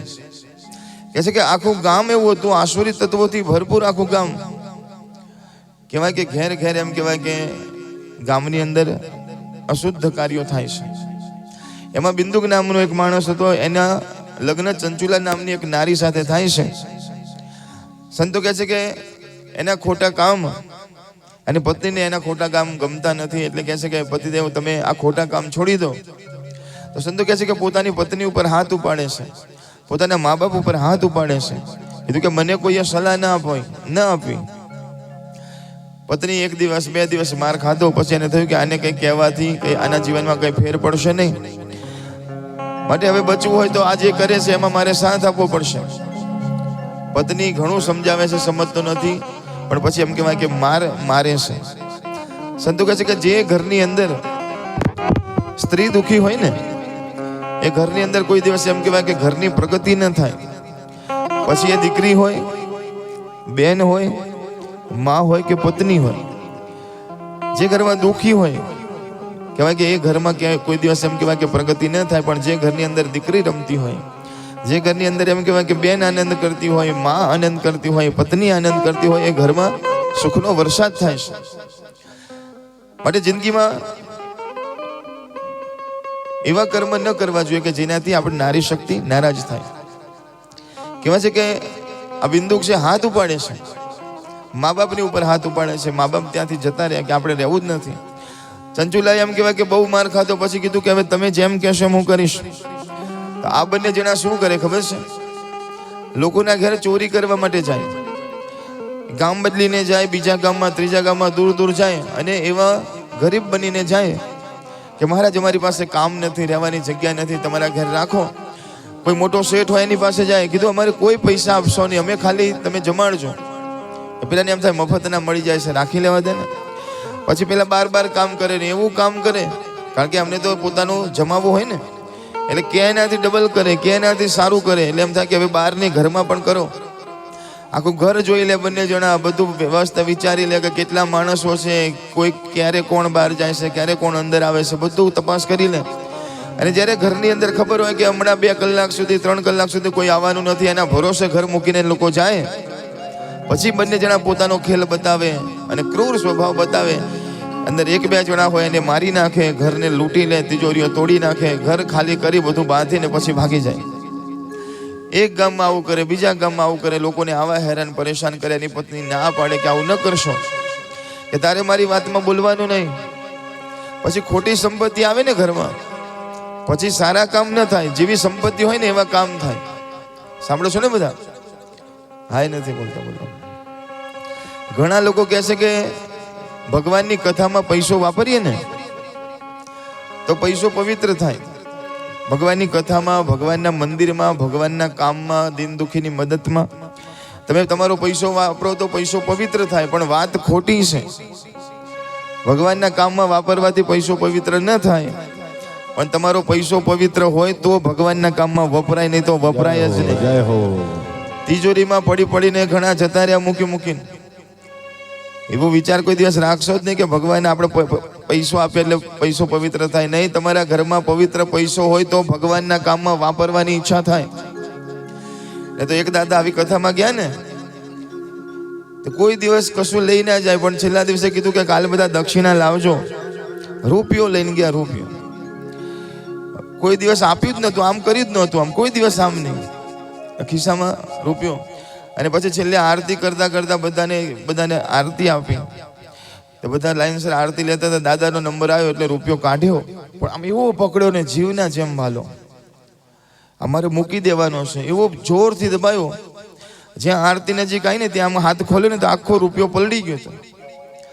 હાય હાય બચારો રડે છે એમ કહીને પાછો મૂકી દીધો. રૂપિયો રડે છે બચારો, કે નથી નાખો. સંતો કહે છે કે સંપત્તિ પવિત્ર ના હોય તો ભગવાનમાં વપરાય નહીં, સારા કામમાં વપરાય નહીં. તો સમજજો, માટે હંમેશા પવિત્ર પૈસો ભગવાનની ભગવાનની કથામાં બેસો તો પવિત્ર થાય. ભગવાનની કથામાં બેસે તો જીવન પવિત્ર થાય. ભગવાનની કથામાં બેસે તો જીવન પવિત્ર થાય, પણ વાત ખોટી છે. ભગવાનની કથામાં બેસો તો જીવન પવિત્ર ન થાય, પણ તમારું જીવન પવિત્ર હોય તો કથામાં બેસવાની ઈચ્છા થાય. મહાદેવ. નહીં તો બધાને બેસવાની ઈચ્છા ન થાય. ઘણા લોકો દૂરથી આવીને કથામાં બેસે, અને ઘણા બાજુમાં રહેતા હોય તો પણ એને જવાની ઈચ્છા ન થાય. કારણ શું છે? કે આપણા કંઈક આપણા કર્મ રોકે છે આપણને, એટલા માટે આપણે જઈ શકતા નથી. માટે સુંદર મજાના પ્રશ્નો પૂછે છે સૂતજી મહારાજ, સુંદર મજાના જવાબ આપે છે અને કહે છે કે શંકર ભગવાનની કથા અતિ પવિત્ર કથા છે. એ કથાનું શ્રવણ એ સૌથી મોટામાં મોટું સત્કર્મ છે. આવો હું તમને શિવજીની કથા સંભળાવું છું એમ કરી અને શિવ મહાપુરાણની સુંદર મજાની કથામાં મને તમને લઈ જાય છે. શંકર ભગવાનને સુંદર મજાની સ્તુતિ કરે છે. વેદવ્યાસ ભગવાનને લખેલી આ સુંદર મજાની કથા છે. 7 સંહિતાની અંદર આ સુંદર મજાની કથાનું નિરૂપણ થયેલું છે. એમાં સૌથી પહેલી કથા, પ્રથમ અધ્યાય, પ્રથમ સંહિતા વિદ્વેષર સંહિતાની અંદર મહાદેવજીના સ્વરૂપનું વર્ણન કરવામાં આવ્યું છે. આ શિવકથામાં શું આવશે? તો કે આ શિવકથાની અંદર મહાદેવજીને જે ગમે છે, મહાદેવજીને જે નથી ગમતું, એ બધું આમાં વર્ણન કર્યું છે. મહાદેવજીનું રૂપ કેવું છે, સ્વરૂપ કેવું છે, ધામ કેવું છે, લીલા કેવી છે, નામ કેવું છે, એનું વર્ણન આ કથાની અંદર કર્યું છે. મહાદેવજીના અને મા પાર્વતીના સતીજીના અવતારોની કથા આ સુંદર મજાના ગ્રંથમાં છે. આમાં મહાદેવજીના જન્મની કથા નથી આવતી, કારણ કે જન્મની કથા એની આવે કે જેનો જન્મ થયો હોય. મહાદેવજીનો જન્મ જ નથી થયો. આ કથાની અંદર મહાદેવજીના શિવલિંગના પ્રાગટ્યનું કથા આવે છે. મહાદેવજીનું શિવલિંગ પ્રગટ થયું હતું, પણ મહાદેવજી તો જ્યારથી દુનિયા પ્રગટ થઈને એના પહેલાથી મહાદેવજી છે, અત્યારે પણ છે. અને જ્યારે આપણે બધા કોઈ નહીં હોય ને ત્યારે જે તત્વ છે એને મહાદેવ તત્વ કહેવાય છે. સંતો કહે છે કે એ દેવાદિદેવ મહાદેવજીનું સ્વરૂપ કેવું છે? તો કે મહાદેવજી પોતાના શરીર ઉપર હંમેશા ભસ્મ ધારણ કરે છે. મહાદેવજીને ભસ્મ અતિશય પ્રિય છે, અને મહાદેવજીનો જે ભક્ત હોય ને એને પણ ભસ્મ પ્રિય હોય. અને સંતો કહે છે કે હંમેશા ભગવાનનો ભક્ત હોય ને એની પાસે 3 વસ્તુ હંમેશા હોય. જે ભગવાનનો ભક્ત હોય એની પાસે 3 વસ્તુ હંમેશા હોય. તો તમે પણ જો ભગવાનના ભક્ત હોય તો વિચાર કરો કે આ 3 વસ્તુ આપણી પાસે છે. સૌથી પહેલું, મહાદેવ ભગવાનનો જે ભક્ત હોય, મહાદેવનો નહીં ભગવાનનો ભક્ત, તો એક તો એના મસ્તક ઉપર તિલક હોય. ભગવાનનો ભક્ત એવું ન હોય કે એના મસ્તક ઉપર તિલક ન હોય, હંમેશા એના ભાલ ઉપર તિલક હોવું જોઈએ. સવારના પોરમાં એમ કહેવાય કે તિલક દરેકના ભાલની અંદર હોવું જોઈએ. પછી આખો દિવસ ન રહે એનો વાંધો નથી, પણ સવારના પોરમાં તૈયાર થયા એટલે આપણે મસ્તક ઉપર તિલક હોવું જોઈએ. બીજું, જે ભગવાનનો ભક્ત હોય એના ગળામાં ભગવાનની માળા હોવી જોઈએ, રુદ્રાક્ષની માળા હોવી જોઈએ, તુલસીની માળા હોવી જોઈએ. ગળું ભગવાનની માળા વગર ખાલી ન હોવું જોઈએ. અને ત્રીજું, એના મુખમાં હંમેશા ભગવાનનું નામ હોવું જોઈએ. કોઈને મળે ને તો જય સિયારામ, જય શ્રી કૃષ્ણ, જય મહાદેવ, જય માતાજી, આવા શબ્દ નીકળવા જોઈએ. તો એનાથી ખબર પડે કે તમે ભગવાનના ભક્ત છો. મુખમાંથી ભગવાનનું નામ, ગળામાં ભગવાનની સુંદર મજાની માળા અને મસ્તક ઉપર તિલક, એનું બહુ મહત્વ છે. તો મહાદેવજી પોતાના આખા શરીર ઉપર ભસ્મ લગાવે છે. મહાદેવજીનું નામ એ ગંગા સ્વરૂપ છે. મહાદેવજી જે ભસ્મ લગાવે છે એ યમુના સ્વરૂપ છે. અને જે મહાદેવજી રુદ્રાક્ષ પહેરે છે એ સરસ્વતીનો રૂપ છે. સંતો કહે છે કે ભસ્મના બે પ્રકાર છે, એક મહાભસ્મ અને એક સ્વલ્પ ભસ્મ. સૌથી ઉત્તમ ભસ્મ એને માનવામાં આવે છે કે જે ગાયના છાણમાંથી બનાવવામાં જે એનો જે યજ્ઞ થાય ને એમાંથી જે ભસ્મ બને એને અતિ પવિત્ર માનવામાં આવે છે. વિદેશોની અંદર યજ્ઞ કરેલી ભસ્મને મોટા મોટા મોલોમાં વેચાય છે. પૈસાથી ને ડોલરમાં ભસ્મ વેચાય છે. માટે એ ભસ્મ મારે ને તમારા ઘેર આપણે આજુબાજુમાં યજ્ઞની ભસ્મનો તિલક કરવાથી કહેવાય કે શરીરને શુદ્ધિ થાય છે, મન પવિત્ર થાય છે. જેમ જેના લગ્ન થયેલા હોય એ સ્ત્રી પોતાના ભાલની અંદર હંમેશા સેંથો પૂરે છે અને સુંદર મજાનો ચાંદલો કરે છે. શું કામ? કે ભાઈ મારો પતિ છે, એના પતિના નામનો ચાંદલો કર્યો છે મેં, એના નામનું હું સિંદૂર લગાવું છું. સંતો કહે છે કે એ ચાંદલો કરે છે, સિંદૂર લગાવે છે, એનો પતિ ગમે ત્યાં ફરતો હોય ને પણ એને ચિંતા શેની હોય કે ભાઈ મારું ઘર છે, મારો પરિવાર છે, મારી પત્ની બેઠી છે, મારા નામનો ચાંદલો કરીને મારે એના જીવનનું ધ્યાન રાખવાનું છે, એને જમવાનું ધ્યાન, એને રહેવાનું ધ્યાન, એના માટે દોડધામ કરતો હોય. શું કામ? કે ભાઈ મારા ઘર મારી પત્ની મારો ચાંદલો કરીને બેઠી છે, મારું સિંદૂર લગાવીને બેઠી છે, એનું ધ્યાન રાખવું પડે. તો એક જગતનો પતિ જો આટલું ધ્યાન રાખતો હોય તો તમે જેના નામનું તિલક કરતા હોય ભગવાન તમારું કેટલું ધ્યાન રાખે વિચાર કરો. જગતનો પતિ પણ જો આટલું ધ્યાન રાખતો હોય કે મારી ઘરવાળી છે, મારા ઘરમાં મારી પત્ની બેઠી છે, એનું મારે ધ્યાન રાખવું, તો તમે જો ભગવાનના નામનું તિલક કરો કે ભગવાનના નામની માળા પહેરો ને એ ભગવાન તમારું ધ્યાન રાખે કે મારા નામનો તિલક કરીને બેઠો છે, મારી માળા પહેરીને બેઠો છે, મારે એનું ધ્યાન રાખવાનું જરૂરી છે. માટે મારાને તમારે આ નિયમોનું પાલન કરવાનું છે. જો ભક્ત છીએ ને તો સરસ મજાનું તિલક હોવું જોઈએ. સરસ મજાની આપણા ગળાની અંદર રુદ્રાક્ષની માળા, તુલસીની માળા આપણા ગળામાં હોવી જોઈએ. અને રુદ્રાક્ષની માળાથી તો એમ કહેવાય કે શરીરમાં બીપી જેનું હાઈ થતું હોય, બીપી જેનું લોહી થતું હોય એમાં રુદ્રાક્ષ ફાયદો કરે છે. જે રુદ્રાક્ષની માળા પહેરે એનું બીપી બરોબર રહેશે. બીજું મહાદેવજી એના ઉપર રાજી રહેશે. માટે રુદ્રાક્ષની માળા પહેરજો. અને આજે તો બધા ફેશનમાં પણ રુદ્રાક્ષની માળા પહેરે છે. ચાંદીમાં મઢાઈને પહેરો, સોનામાં મઢાઈને પહેરો, પણ રુદ્રાક્ષ હંમેશા પોતાની સાથે રાખો. હંમેશા ભગવાનનું તિલક કરો, રુદ્રાક્ષની માળા પહેરો અને સુંદર મજાનું નામ ભગવાનનું મુખેથી લો. કહે છે કે કાશી નગરીની અંદર એક વાલ્મીક નામનો મહાદેવજીનો પરમ ભક્ત છે. આ વાલ્મીક છે મહાદેવજીનો પરમ ભક્ત છે. કહેવાય કે હંમેશા પોતાના ગળાની અંદર મોટી મોટી રુદ્રાક્ષની માળા પહેરતા, આખા શરીરે મહારાજ છે ને ભસ્મ લગાવતા અને હંમેશા મહાદેવનું નામ ગાતા ગાતા એમ કહેવાય કે પોતે ભ્રમણ કરતા. જ્યાં ફરે ત્યાં ગાડી શું બોલે છે? भक्तजनों के मन में गूंजे हर हर हर महादेव, भक्तजनों के मन में गूंजे हर हर हर महादेव, भक्तजनों के मन में गूंजे हर हर हर महादेव, भक्तजनों के मन में गूंजे हर हर हर महादेव, हर हर हर महादेव बोलो हर हर हर महादेव, हर हर हर महादेव बोलो हर हर हर महादेव, हर हर हर महादेव बोलो हर हर हर महादेव, हर हर हर महादेव बोलो हर हर हर महादेव, हाँ धरती का हर कण कण बोले हर हर हर महादेव, धरती का हर कण कण बोले हर हर हर महादेव, हाँ धरती का हर कण कण बोले हर हर हर महादेव,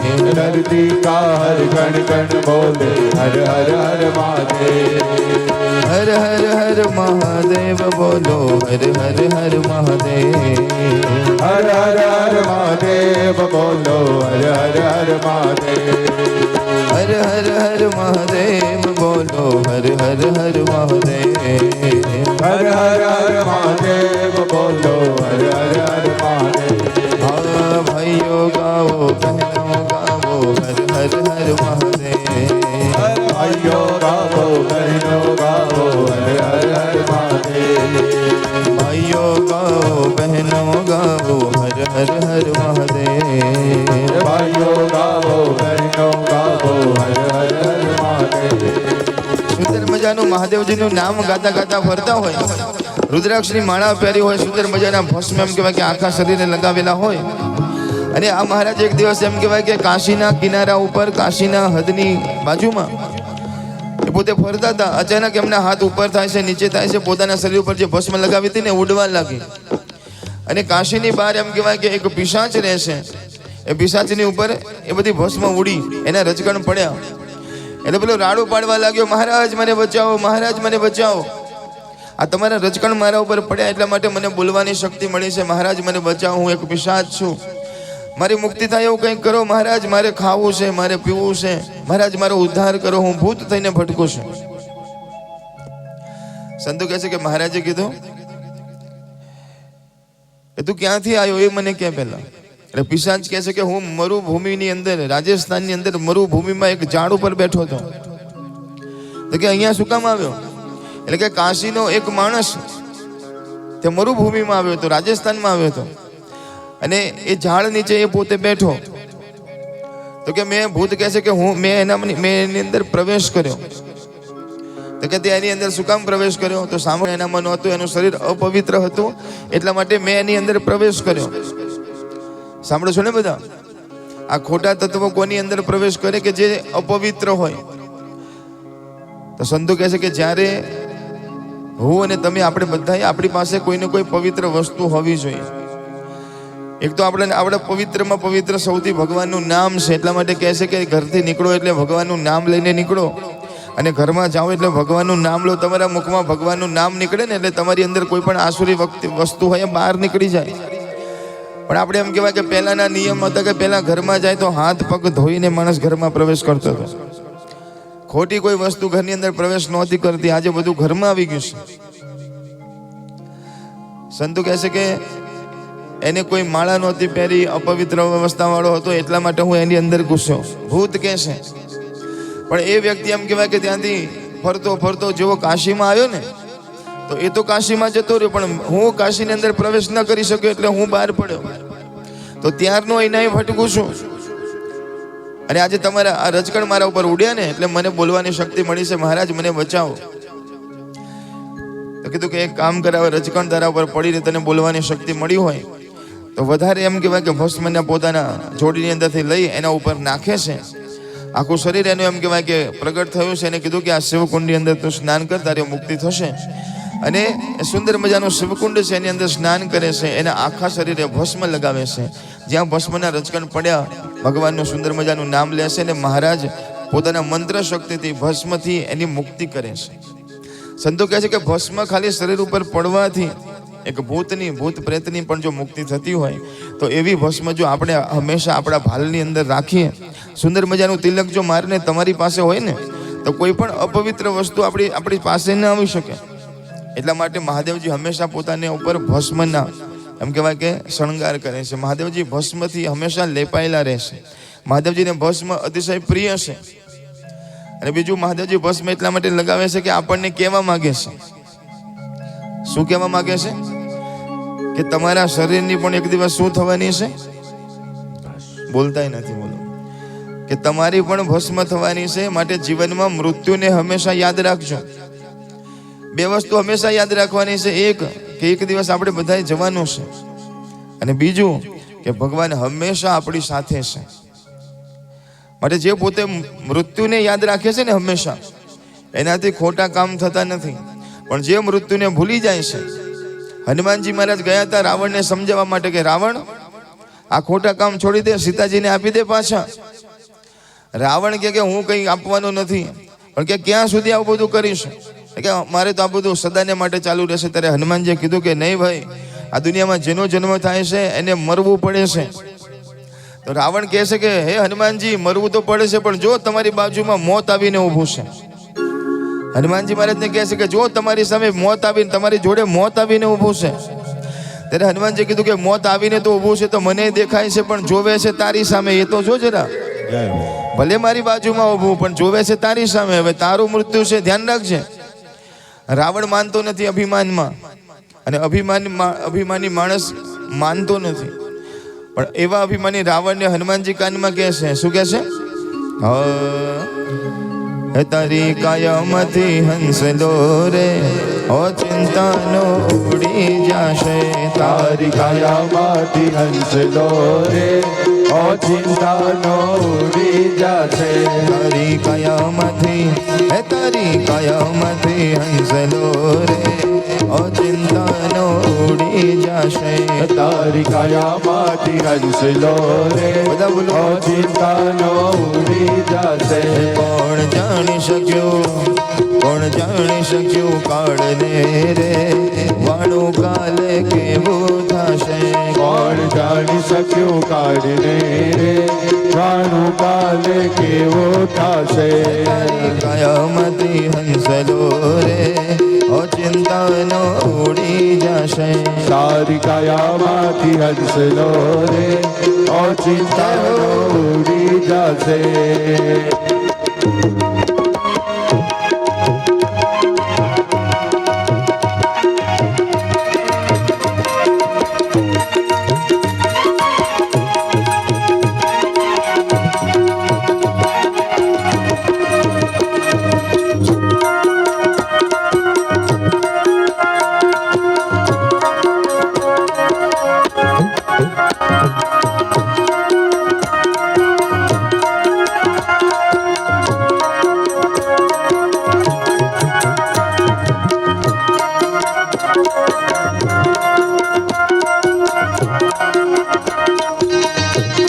સુંદર મજાની શિવ મહાપુરાણ કથાનું આપણે બધા જ સાથે મળી અને મા ઉમિયાના સુંદર મજાના તારા મોટા મોટા બંગલા રે, મોટર ને ગાડી વાળી. તારા મોટા મોટા બંગલા રે, મોટર ને ગાડી વાળી. તારા મોટા મોટા બંગલા રે, મોટર ને ગાડી વાળી. તારા મોટા મોટા બંગલા રે, મોટર ને ગાડી વાળી. બધી માયા મૂડી, બધી માયા મૂડી, બધી માયા મૂડી મેલીને ખાલી હાથે જવું પડશે. બધી માયા મૂડી મેલીને ખાલી હાથે જવું પડશે. બધી માયા મૂડી મેલીને ખાલી હાથે જવું પડશે. બધી માયા મૂડી મેલીને ખાલી હાથે જવું પડશે. તારી કાયામાંથી રમી લેજો, ચિંતાનો ઉડી જશે. તારી કાયામાંથી હંસલો રે, ઓ ચિંતાનો ઉડી જશે.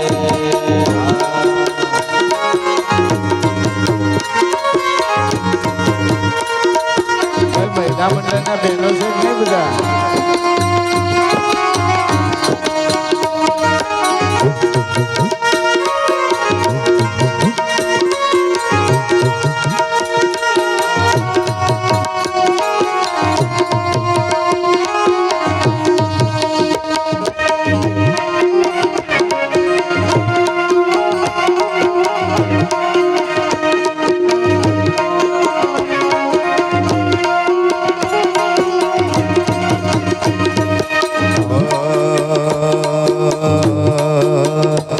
તને મળ્યો રૂડો મન ગો, બાંધી લેને જીવન ભાથો.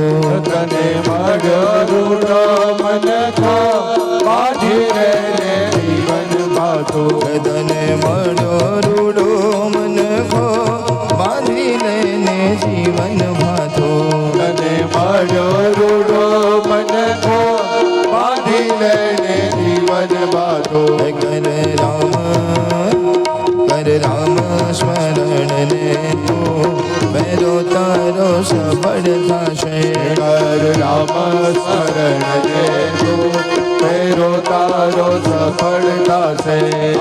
કાયમથી હંસલો રે, ઓ ચિંતાનો ઉડી જશે.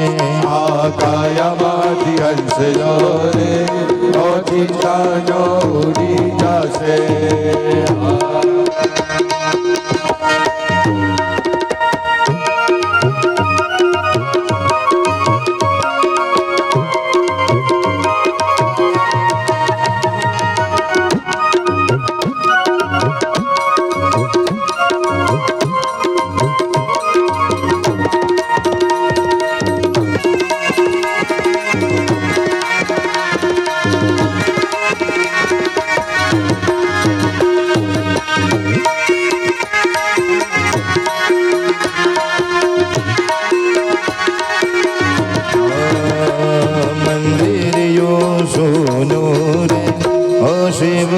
તમારા વિના હે મંદિરિયો સોનો રે ઓ શિવજી તમારા વિના મંદિરિયો સોનો રે ઓ શિવજી તમારા વિના મંદિરિયો સોનો રે ઓ શિવજી તમારા વિના અંતર્યો તલશે રે ઓ શિવજી તમારા વિના અંતરિયો તરસે ઓ શિવજી તમારા વિના મારી ભૂલ કરી માળા રે ઓ શિવજી વાટ જોવે મારી ભૂલ કે મારા રે ઓ શિવજી વાટ જોવે મારી ભૂલ કરી માળા રે ઓ શિવજી વાટ જોવે મારી ભૂલ કે મારા રે ઓ શિવજી વાટ જોવે જોજો આવતા મોડું ન થાય ભૂલો મારા કર્મઈ જશે જો આવતા મોડું ના થાય બેઠેલા તાલી પડે મારા ઘરમાઈ જશે હા જોજો આવતા મોડું ન થાય ભૂલો મારા કર્મઈ જશે જો આવતા મોડું ના થાય ભૂલો મારા ઘરમાઈ જશે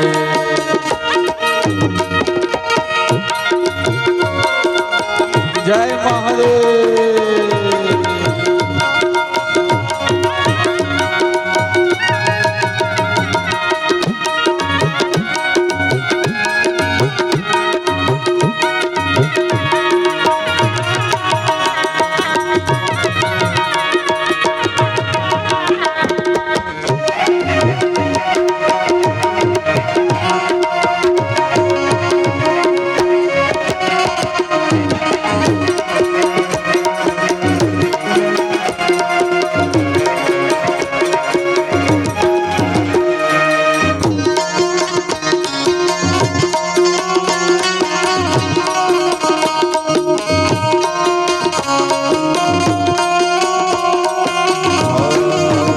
મારો કેસર વીનો ચંદન પ્રભુજી તારી વાટ જોવે મારો કેસર તારી વાત જોવે મારો કેસર વીનો ચંદન પ્રભુજી તારી વાટ જોવે મારો કેસર બીનું ચંદન બાબુજી તારી વાત જોવે જોજો આવતા મોડું ન થાય ચંદન મારો સુકાઈ જશે જો આવતા મોડું ના થાય ચંદન મારો સુકાઈ જશે મંદિરિયો સોનો રે ઓ શિવજી તમારા વિના મંદિરિયો સોનો રે ઓ શિવજી તમારા વિના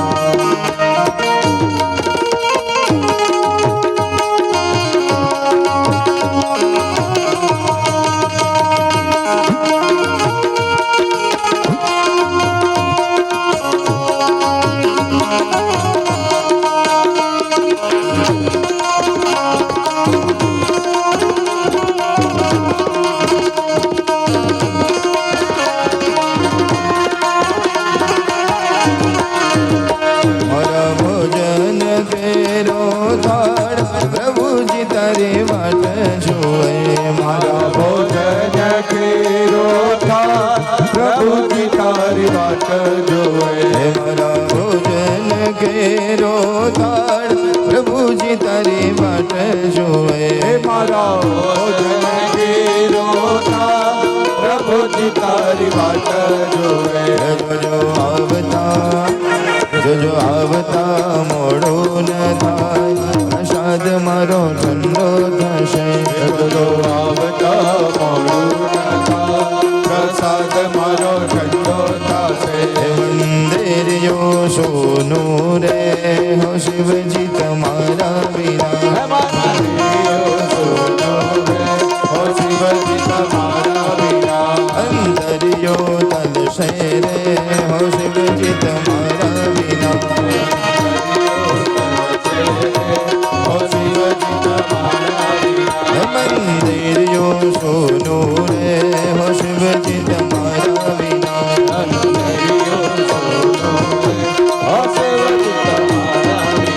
हाँ जय महादेव बोलो जय महादेव जय महादेव जय महादेव बोलो जय महादेव जय महादेव बोलो जय महादेव जय महादेव जय महादेव बोलो जय महादेव हाँ जय महादेव बोलो जय महादेव जय महादेव बोलो जय महादेव सारे सृष्टि के आधारा जय महादेव नहीं तुमसे कोई प्यारा जय महादेव मुझे तेरा ही सहारा जय महादेव हर संकट हमारा जय महादेव हाँ जय महादेव बोलो जय महादेव जय महादेव जय महादेव बोलो जय महादेव जय महादेव बोलो जय महादेव जय महादेव बोलो जय महादेव जय महादेव बोलो जय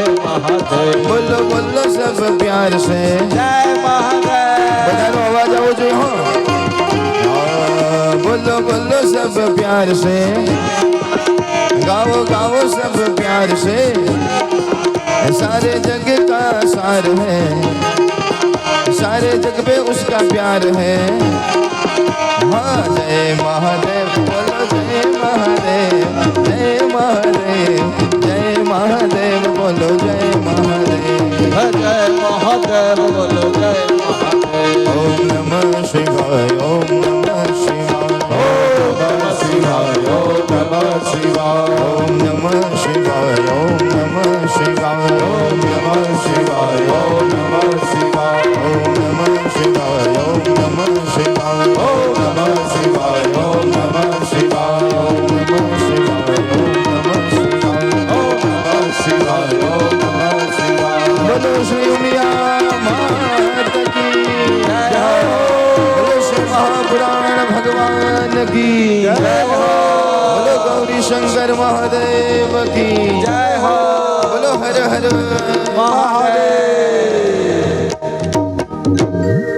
સુંદર મજાની પરમાત્માની દિવ્ય પાવનકારી મા ઉમાના સુંદર મજાના સાનિધ્યમાં આપણે બધા જ બેસી અને સુંદર મજાની શિવ મહાપુરાણ કથાનું ગાન અને પાન शङ्करं शङ्कराचार्यं केशवं बादरायणं सूत्रभाष्यकृतो वन्दे भगवन्तो पुनः पुनः भगवन्तो पुनः पुनः सदाशिवसमारम्भा शङ्कराचार्यमध्यमाम् अस्मदाचार्यपर्यन्तां वन्दे गुरु परम्परा वन्दे गुरु परम्परा સુંદર મજાના શિવ મહાપુરાણ કથાની અંદર સંતો કહે છે કે આ સુંદર મજાનું જ્ઞાન મહાદેવજીના મુખમાંથી નીકળેલું છે. આ શિવ કથાનું સુંદર મજાનું જ્ઞાન દેવાદિદેવ શ્રી મહાદેવજીએ માં પાર્વતીને માં ઉમિયાને આ સુંદર મજાનું જ્ઞાન આપ્યું છે. એ જ જ્ઞાન કાર્તિક સ્વામી મહારાજ પાસે પહોંચ્યું છે. એ જ જ્ઞાન ગણપતિ ગજાનંદ મહારાજ પાસે પહોંચ્યું છે. એ જ જ્ઞાન નારદજી પાસે, એ જ જ્ઞાન બ્રહ્માજી પાસે, બ્રહ્માજી પાસેથી નારદજી પાસે, બ્રહ્માજી પાસેથી સનત કુમારો પાસે, ભગવાન નારાયણની પાસે, અને એ જ જ્ઞાન આજે વેદવ્યાસ ભગવાને શિવ મહાપુરાણની સમક્ષ, શિવ મહાપુરાણની અંદર આપણા બધાની સમક્ષ આ જ્ઞાન પીરસ્યું છે. એવી કથા સાંભળવા માટે બેઠા છે કે જે દેવાદેવ મહાદેવજીના મુખમાંથી નીકળી છે. મહાદેવજીના કૈલાસમાંથી બે ગંગા વહે છે. એક મહાદેવજીની જટામાંથી ગંગા વહે છે અને બીજી મહાદેવજીના મુખમાંથી ગંગા વહે છે. જે મુખમાંથી ગંગા વહે છે ને એ આ કથા છે, શિવ કથા છે. અને બીજી ગંગા મસ્તકમાંથી નીકળે છે. સાંભળો છો ને બધા? તો પેલી ગંગામાં સ્નાન કરવું હોય ને તો અહીંયાથી હરિદ્વાર જવું પડે. પેલી ગંગા ભાગીરથી ગંગામાં સ્નાન કરવું હોય તો હરિદ્વાર જવું પડે, કાશીમાં જવું પડે, તો એ ગંગામાં સ્નાન થાય.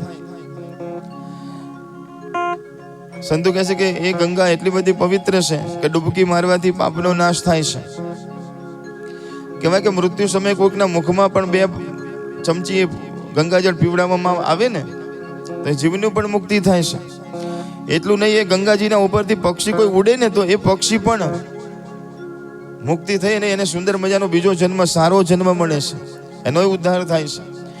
એવી ગંગા કે જેનું 1 ચમચી પાણી મળી જાય તો આપણું કલ્યાણ થાય, એ ગંગા મહાદેવ પોતાના જટામાં રાખે છે. વિચાર કરો તો ગંગા જળ જો આટલું પવિત્ર હોય તો એ ગંગા ધારણ કરવા વાળો કેટલું પવિત્ર હશે. અને એના કરતા પણ વધારે પવિત્ર આકાશભાઈ, આપણે ઘણા બહેનોને એમ કહેવાય કે જીવનમાંથી પતિનો છાયો જાય ને પછી આપણે એને શું કહીએ છીએ? શું કહીએ છીએ? ગંગા સ્વરૂપ કહીએ છીએ ને. તો જેમ મહાદેવજીના દર્શન કરવાથી જે પુણ્ય મળે ને એવા બેનના દર્શન કરવાથી એ જ પુણ્ય મળે છે. કારણ કે ગંગા સ્વરૂપ એની આગળ લગાવવામાં આવે છે. એનું માન કરજો, એનું સન્માન કરજો. જીવનમાં કોઈ પણ સારું કામ કરો ને, બીજું કોઈ હાજર હોય કે ના હોય, કોઈ સંત ના હોય, કોઈ મહાત્મા ન હોય, તો એવા બેન હોય ને એના હાથે એમ કહેવાય કે શરૂઆત કરાવજો, તમારું કામ કેવું થાય છે. સંતો કહે છે કે એટલું જ મહત્વ છે. મહાદેવની જટામાં ગંગા બિરાજમાન છે. એ દેવાથી દેવ મહાદેવજી, તો એ ગંગામાં સ્નાન કરવું હોય તો અહીંયાથી તમારે હરિદ્વાર જવું પડે અને એમાં ડૂબકી મારવી પડે. એના માટે તબિયત સારી જોઈએ પાછી. સાંભળો છો ને બધા? ઘણા તો ત્યાં સુધી પહોંચતા જ વિચાર ફરી જાય. અહીંથી ગયા હોય સ્પેશિયલ ડૂબકી મારવા, પણ ત્યાંનું વાતાવરણ જોઈને એમાં જો આંગળી અડી ગઈ કે નથી નાવું, શરદી થઈ જશે અને બીમાર થઈ જશે. ઘણા ગંગા કિનારે જઈને આવે, નાયા વગર પાછા આવે છે. કારણ કે ડૂબકી મારવી પડે, અંદર ઉતરવું પડે. ડૂબકી મારો તો પાપ જાય. સંતો કહે છે કે અને ગંગાજીમાં જો ભૂલથી પગ લપસી ગયો, ગયા તો ડૂબ્યા તો ગયા, એ ગંગાજીમાં ડૂબ્યા તો મર્યા. પણ સંતો કહે છે કે આ એક એવી ગંગા છે એ મહાદેવજીના મુખમાંથી નીકળી છે. એમાં નાવું હોય તો ત્યાં જવું પડે, પણ આ ગંગા એવી સરસ મજાની છે કે તમને નવડાવા ડભોડામાં આવી છે. બોલો. અને એના માટે કંઈ તકલીફ થાય એવું નથી. આવીને ખાલી બેસી જવાનું છે. અને પેલી ગંગામાં ડૂબ્યા તો મર્યા, અને આ કથા ગંગામાં ડૂબ્યા ને તો તમે તર્યા. એવી સુંદર મજાની આ કથા ગંગામાં હોને તમે બેઠા છો. પેલી મહાદેવજીની જટામાંથી નીકળી છે, આ મહાદેવજીના મુખમાંથી નીકળી છે. તો એવી કથા રૂપી ગંગા મહાદેવજી હંમેશા કૈલાસમાંથી વહાવે છે. પછી એક મહાદેવની મુખમાંથી નીકળેલી રામ ગંગા હોય, કૃષ્ણ ગંગા હોય કે પછી આ શિવ કથા હોય, દરેક મહાદેવજીના કૈલાસમાંથી જ નીકળી છે.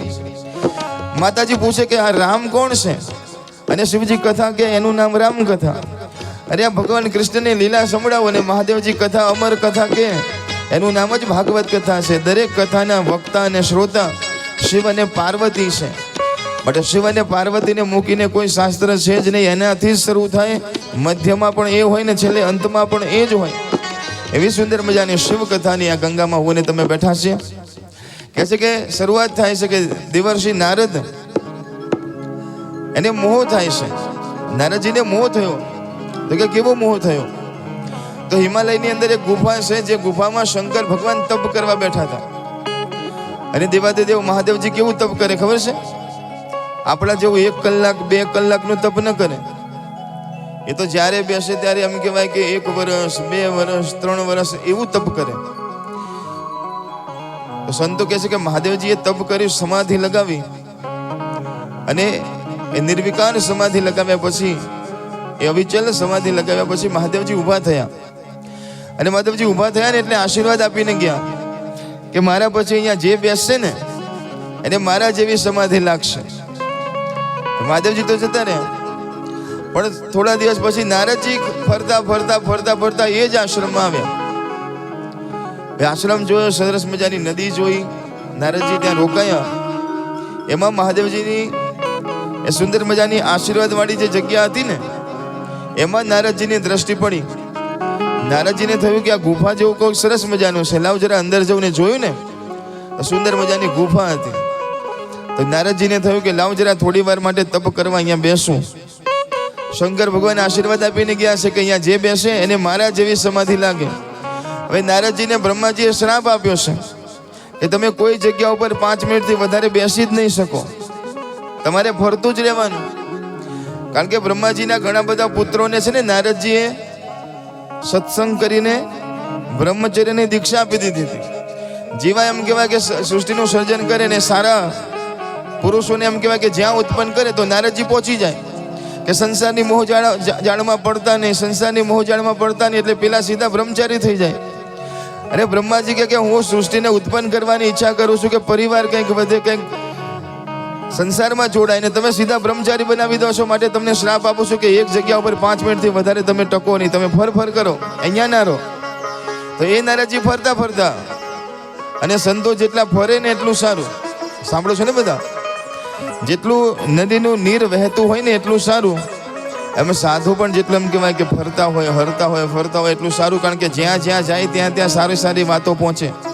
એક જગ્યા ઉપર બેસી રહે તો ત્યાં ત્યાં રહે જ્ઞાન, પણ એ સારી વાતો છે, સંતોના પગલાં છે, જેટલા અલગ જગ્યા ઉપર થાય, જેટલા ભ્રમણ કરે ને એટલો આપણા બધાના ઉપર કલ્યાણ કરે છે. માટે સાધુઓ અને જળ, નદીનું જળ જેટલું વહેતું હોય એટલું વધારે પવિત્ર હોય. આજે કહેવાય કે નારદજી મહારાજ એ ગુફાને જોઈને નારદજીને થયું કે લાવ સમાધિ લગાવવા માટે બેસું. અને નારદજી બેસી ગયા.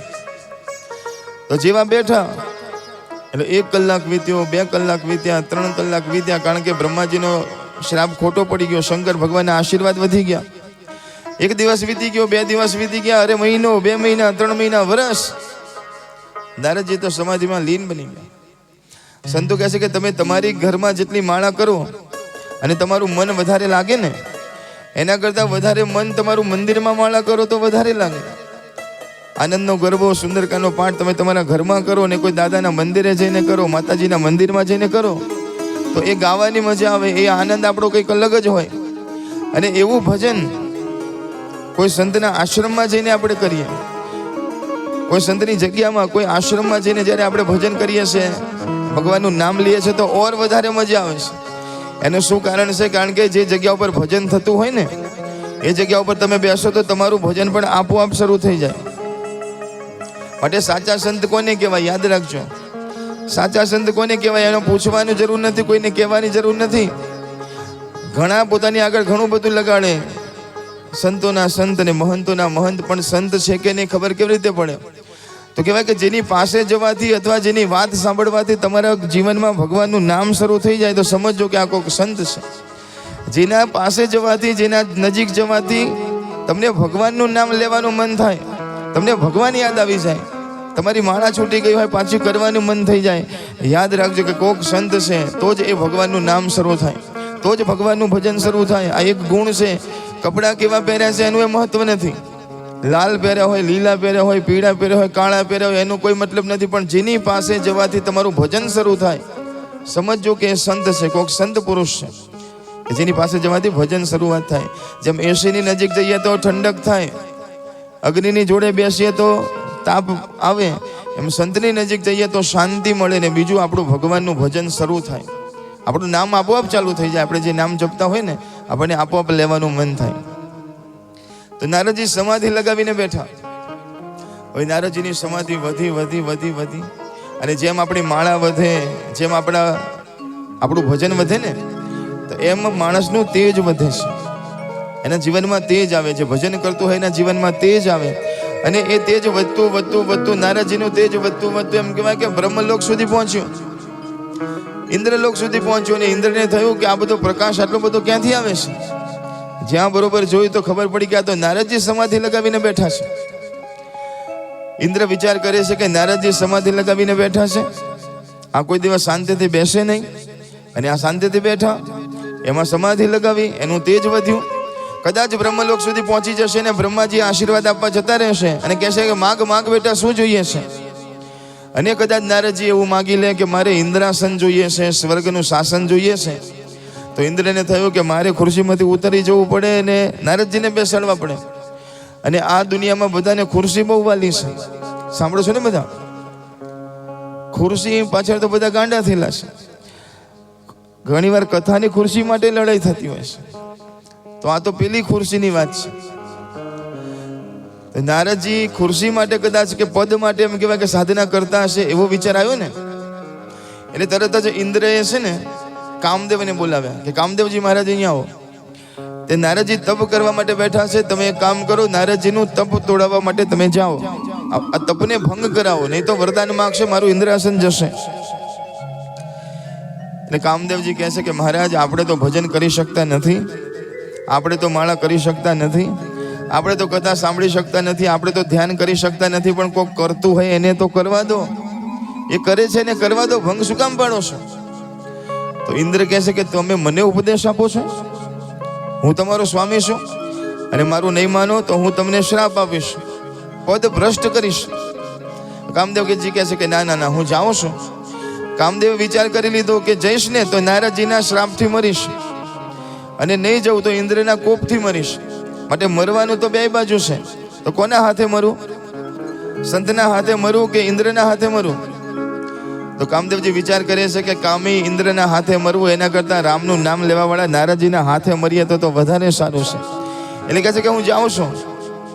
અને નારદજી મહારાજનું તપ ભંગ કરવા માટે કામદેવજી મહારાજ નારદજીની પાસે આવે છે. આશ્રમમાં આવ્યા, પણ એકલા ન આવ્યા, પોતાની સાથે સેના લઈને આવ્યા છે. દેવતાઓ આવ્યા છે, ગંધર્વો આવ્યા છે, કિન્નરો આવ્યા છે, અપ્સરાઓ આવી છે. સુંદર મજાના નૃત્ય થવા લાગ્યા, સુંદર મજાનું ગાયન થવા લાગ્યું, સુંદર મજાનું મૃદંગ વાગે છે, તબલા વાગે છે, સુંદર મજાના દેવો ગાયન કરે છે, સુંદર મજાનું ગાન શરૂ થયું છે. વાતાવરણ ધીરે ધીરે ધીરે ધીરે કરતું બદલાવા લાગ્યું છે. કામદેવે પોતાની જાણ ફેંકી, બાણ માર્યા, અને કામદેવના બાણ એવા વાગ્યા છે કે પ્રકૃતિની અંદર એની અસર થવા લાગી. કહે છે કે પશુ પક્ષીઓ ભાન ભૂલવા લાગ્યા, મનુષ્ય ઋષિ બધા વિહવળ થવા લાગ્યા કે આ શું થઈ રહ્યું છે ચારે બાજુ. વાતાવરણ આખું ધીરે ધીરે બદલાવા લાગ્યું છે. પણ નારદજીને કોઈ ફરક પડતો નથી. એ તો બિલકુલ આંખો બંધ કરીને સમાધિ લગાવીને બેઠા છે. કામદેવ 1 દિવસ 2 દિવસ 3 દિવસ 7 દિવસ થયા એટલે કામદેવજીને થયું કે આ કઈ સમાધિ સામાન્ય નથી લાગતી. માટે કામદેવજી છેલ્લો રસ્તો કરે છે. સાંભળજો, એક સુંદર મજાની માળા લીધી કામદેવજી મહારાજે, અને નારદજીના ગળામાં પહેરાવી દીધી, અને જોર જોરથી બોલવા લાગ્યા કે નારદજી મહારાજ જીત્યા અને હું હાર્યો, નારદજી મહારાજ જીત્યા અને હું હાર્યો. કામ વિજેતા નારદજી મહારાજનો જય હો, કામ વિજેતા નારદજી મહારાજનો જય હો. અને આવા શબ્દ જ્યાં નારદજીને સંભળાયા તો સમાધિમાં વિચાર કરવા લાગ્યા કે આપણો જય જયકાર કોણ કરે છે, આપણી જય જય થાય છે, કોણ બોલે છે. અને ધીરે ધીરે આંખો ખોલી, સમાધિ છોડી, અને જ્યાં કામદેવને સામે જોયા તો કામદેવજી બોલતા હતા, તમે જીત્યા અને હું હાર્યો, તમે જીત્યા અને હું હાર્યો. કામ વિજેતા નારદજી મહારાજનો જય હો. નારદજી કે પણ છે શું? મહારાજ 7 દિવસથી હું તમારી સમાધિ તોડાવવાનો પ્રયત્ન કરતો હતો, પણ હું તો હારી ગયો, તમે જીતી ગયા. જોરથી એવું બોલે છે કે તમે જીતી ગયા, હું હારી ગયો, પણ મનમાં તો કહે છે કે મારું કામ તો મેં કરી દીધું, મારે તો સમાધિ ખોલાવી હતી, આમ નહીં તો આમ સમાધિ ખોલી એટલે મારું કામ થઈ ગયું. હવે વિચાર કરો, નારદજી કામદેવ ઉપર રાજી થાય છે, કઈ વાંધો નહીં, બહુ બહુ સારું, બહુ સારું. વિચાર કરો કે કોઈ તપ કરતું હોય, એનું તપ કોઈ ભંગ પડાવે તો એ વ્યક્તિ નારાજ થાય કે ખુશ થાય? કોઈએ સરસ મજાનું અનુષ્ઠાન કર્યું હોય, તપ કર્યું હોય, ને તમે તપ તોડાવો, તમે કર્યું હોય તપ, તમે કર્યું હોય અનુષ્ઠાન, અથવા તમે કરી હોય અગિયારસ, કે ભાઈ આજે હું નિર્જળા અગિયારસ કરવાનો છું, અને 9 વાગે કોઈક સરસ મજાનો જલેબીનો પ્રસાદ લઈને આવે કે આ તો સરસ મજાની જલેબી બનાવી છે, ઠાકોરજીને ધરાવી છે, લો કટકો ખાઓ, અને તમે એ જલેબીના સ્વાદમાં એવા મગ્ન બની જાઓ કે મોઢામાં મૂકી દો, અને પછી યાદ આવે અરે આજે તો મારી અગિયારસ હતી. તો તમે રાજી થાવ કે ગુસ્સે થાવ? શું થાવ? ગુસ્સે તો થઈએ ને 1 મિનિટ માટે કે આજે 11 હતી, આખો દિવસ મેં કર્યો તો, ને ક્યાં તમે મને? કે પછી એમ કહો કે વાહ, અમે તો રાહ જોતા હતા કે સુગંધ આવે છે, આવે તો સારું. આપણે ગુસ્સે થઈએ કે ભાઈ આખો દિવસ 11 કરી હતી, તમે ક્યાં ભૂલથી મને આ જલેબી ખવડાવી? તો નારદજીને ગુસ્સે થવું જોઈતું હતું કે ભાઈ ત્યાં સમાધિ મારી શું કામ તોડાવી, પણ નારદજી ગુસ્સે ન થયા. એનું કારણ શું છે ખબર છે? કારણ કે કામદેવ શું કહેતા હતા કે તમારો જય હો, પ્રશંસા કરતા હતા, ગુણગાન ગાતા હતા. અને આ દુનિયામાં દરેક વ્યક્તિને પ્રશંસા બહુ વાલી હોય. કોઈ તમારા વખાણ કરે ને, આ દુનિયામાં વખાણ એક બહુ મોટી ખાણ છે. કોઈ પણ માણસને વશ કરવો હોય, એના વખાણ કરો એટલે માણસ તમારા વશ થઈ જાય. સંતો કહે છે કે આ વખાણ તો ભગવાનને બહુ ગમે છે, એટલે તો આપણે સ્તુતિ કરીએ છીએ ને ભગવાનને. શું કામ? કે ભગવાનને પણ ગમે છે. પણ સંતો કહે છે કે જે ભગવાનની ભક્તિ કરતો હોય એના માટે આ પ્રશંસા એ ઝેર કહેવામાં આવ્યું છે. જેને ભક્તિ કરવી હોય સાચી, જે બહુ પ્રશંસા કરતો હોય એનાથી દૂર રહેવાનું. જેને ખરેખર જીવનમાં આગળ વધવું છે તો જે તમારા બહુ વખાણ કરે, તમારા બહુ પ્રશંસા કરે, એનાથી થોડા દૂર રહેજો.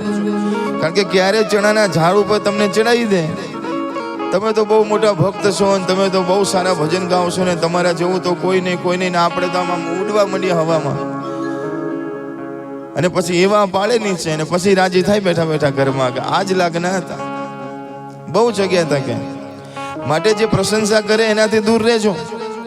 અને કબીરદાસજી મહારાજ પણ કહે છે કે જે નિંદા કરે ને એને નજીકમાં રાખજો. એના જોડે પૈસા ના હોય તો ભાડું તમે આપજો એને, કે મારી બાજુમાં જ રહેતો અને મારી નિંદા કર્યા કરે એટલે હું સીધો ચાલ્યા કરું. કારણ કે કોઈ તમારી નિંદા કરે ને એટલે તમે સાવધાન થઈ જાઓ કે આ બધા શું કામ આ બધું બોલે છે, તમે સારી રીતે જીવો. માટે નિંદક નિર્ણય રાખીએ,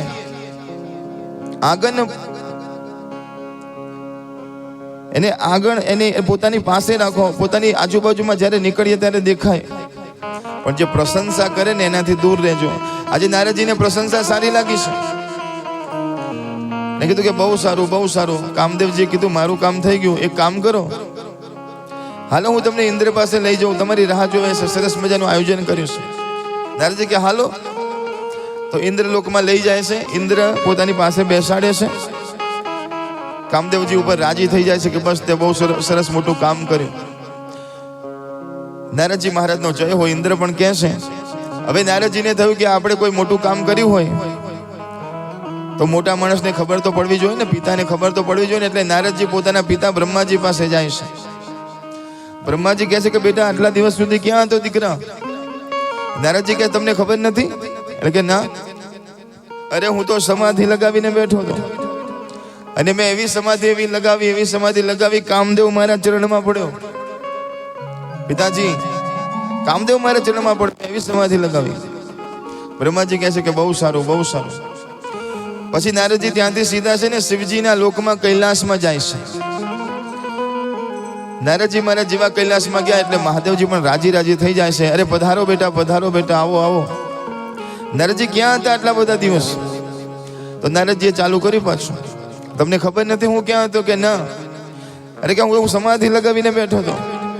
મેં એવી સમાધિ લગાવી કામદેવ મારા ચરણમાં પડી ગયો. હું કામ વિજેતા બની ગયો. મારા જેવો કોઈ કામ વિજેતા નહીં. શંકર ભગવાનને થયું કે ઓહો, આ નારદજી મહારાજને તો અભિમાન આવ્યું છે. ક્યાં સમાધિ લગાવીને બેઠા હતા? એટલે કે હિમાલયની પેલી ગુફામાં. શંકર ભગવાને કીધું કે એ ગુફામાં તો હું બેસીને ઊભો થયો હતો. પણ શંકર ભગવાને કીધું ને કે મારા લીધે સમાધિ લગાવી હતી. પણ શંકર ભગવાને એટલું કીધું કે જે વાત તે મને કરી છે ને, આ વાત ભગવાન વિષ્ણુને ન કરતા. વિષ્ણુ ભગવાને કીધું, નારદજીએ કીધું કે ના, હજી કીધું નથી, પણ હવે ગાડી ત્યાં જ જવાની છે. એટલે શંકર ભગવાન ના પાડે છે કે નારદજી બધાને કહેજો, પણ વિષ્ણુ ભગવાનને આ વાત કહેતા નહીં. સાંભળો છો ને બધા?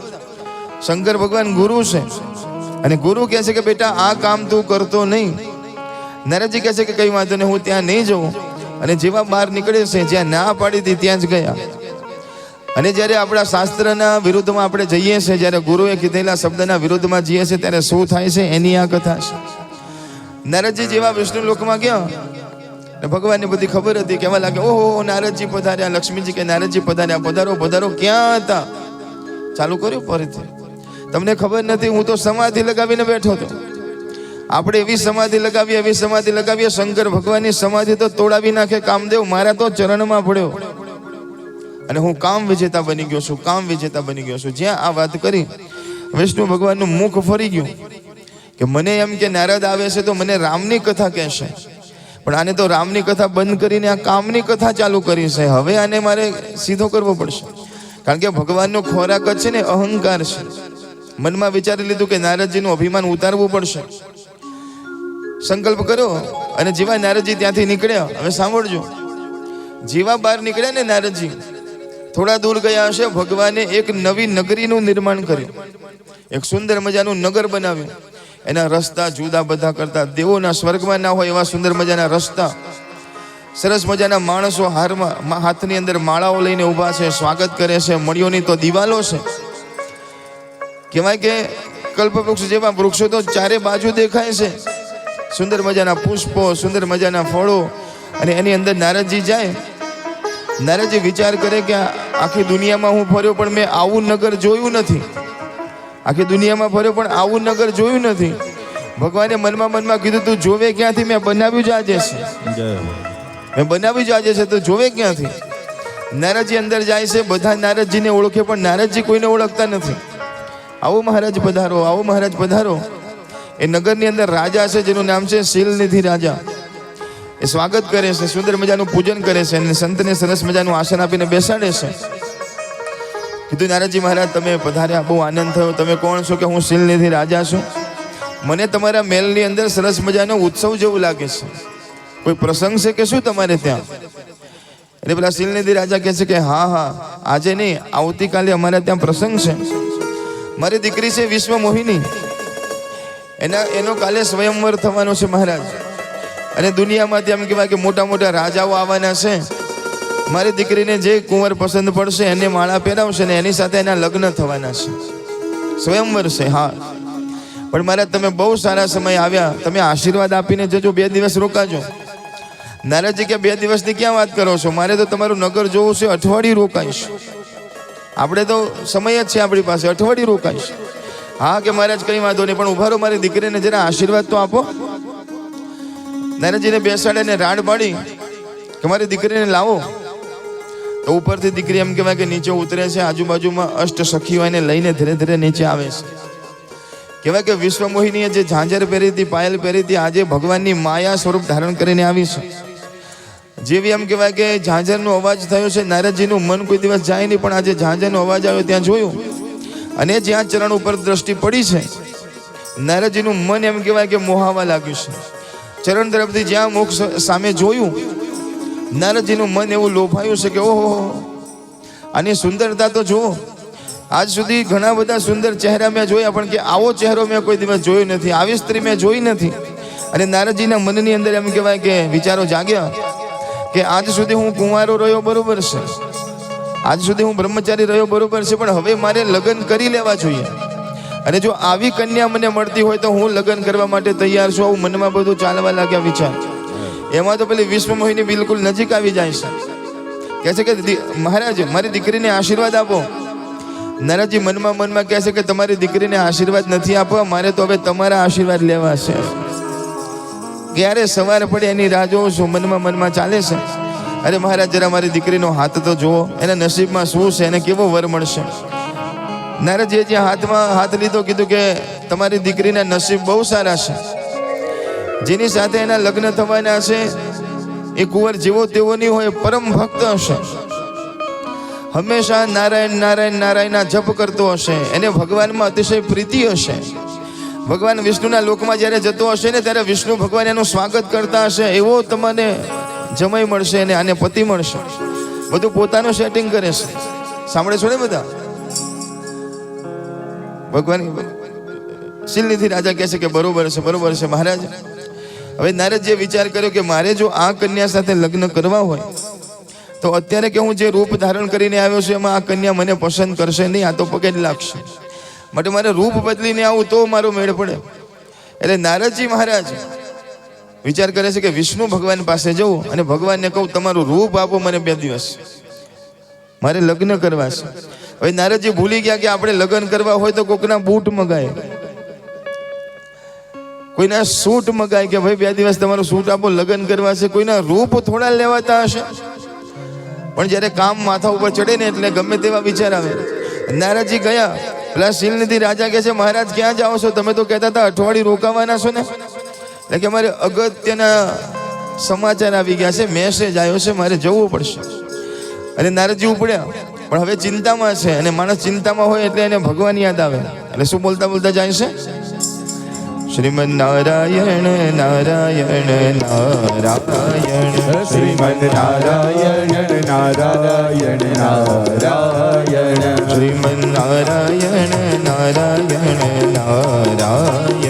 શ્રીમદ નારાયણ નારાયણ નારાયણ આતે નારાયણ જાતે નારાયણ આતે નારાયણ જાતે નારાયણ આતે નારાયણ જાતે નારાયણ આતે નારાયણ જાતે નારાયણ બોલો બોલો બોલો નારાયણ નારાયણ નારાયણ બોલો નારાયણ નારાયણ તાલી પાડજો.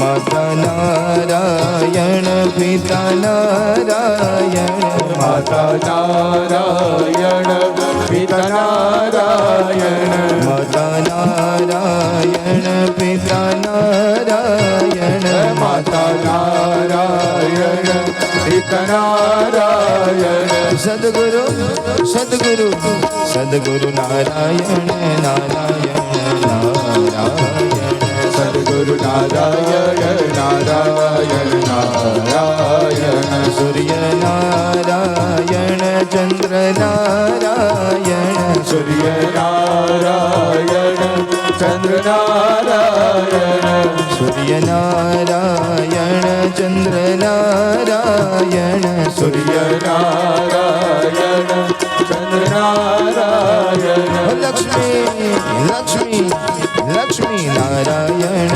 નારાયણ નારાયણ લક્ષ્મી નારાયણ નારાયણ નારાયણ શ્રીમન નારાયણ નારાયણ નારાયણ શ્રીમદ નારાયણ નારાયણ નારાયણ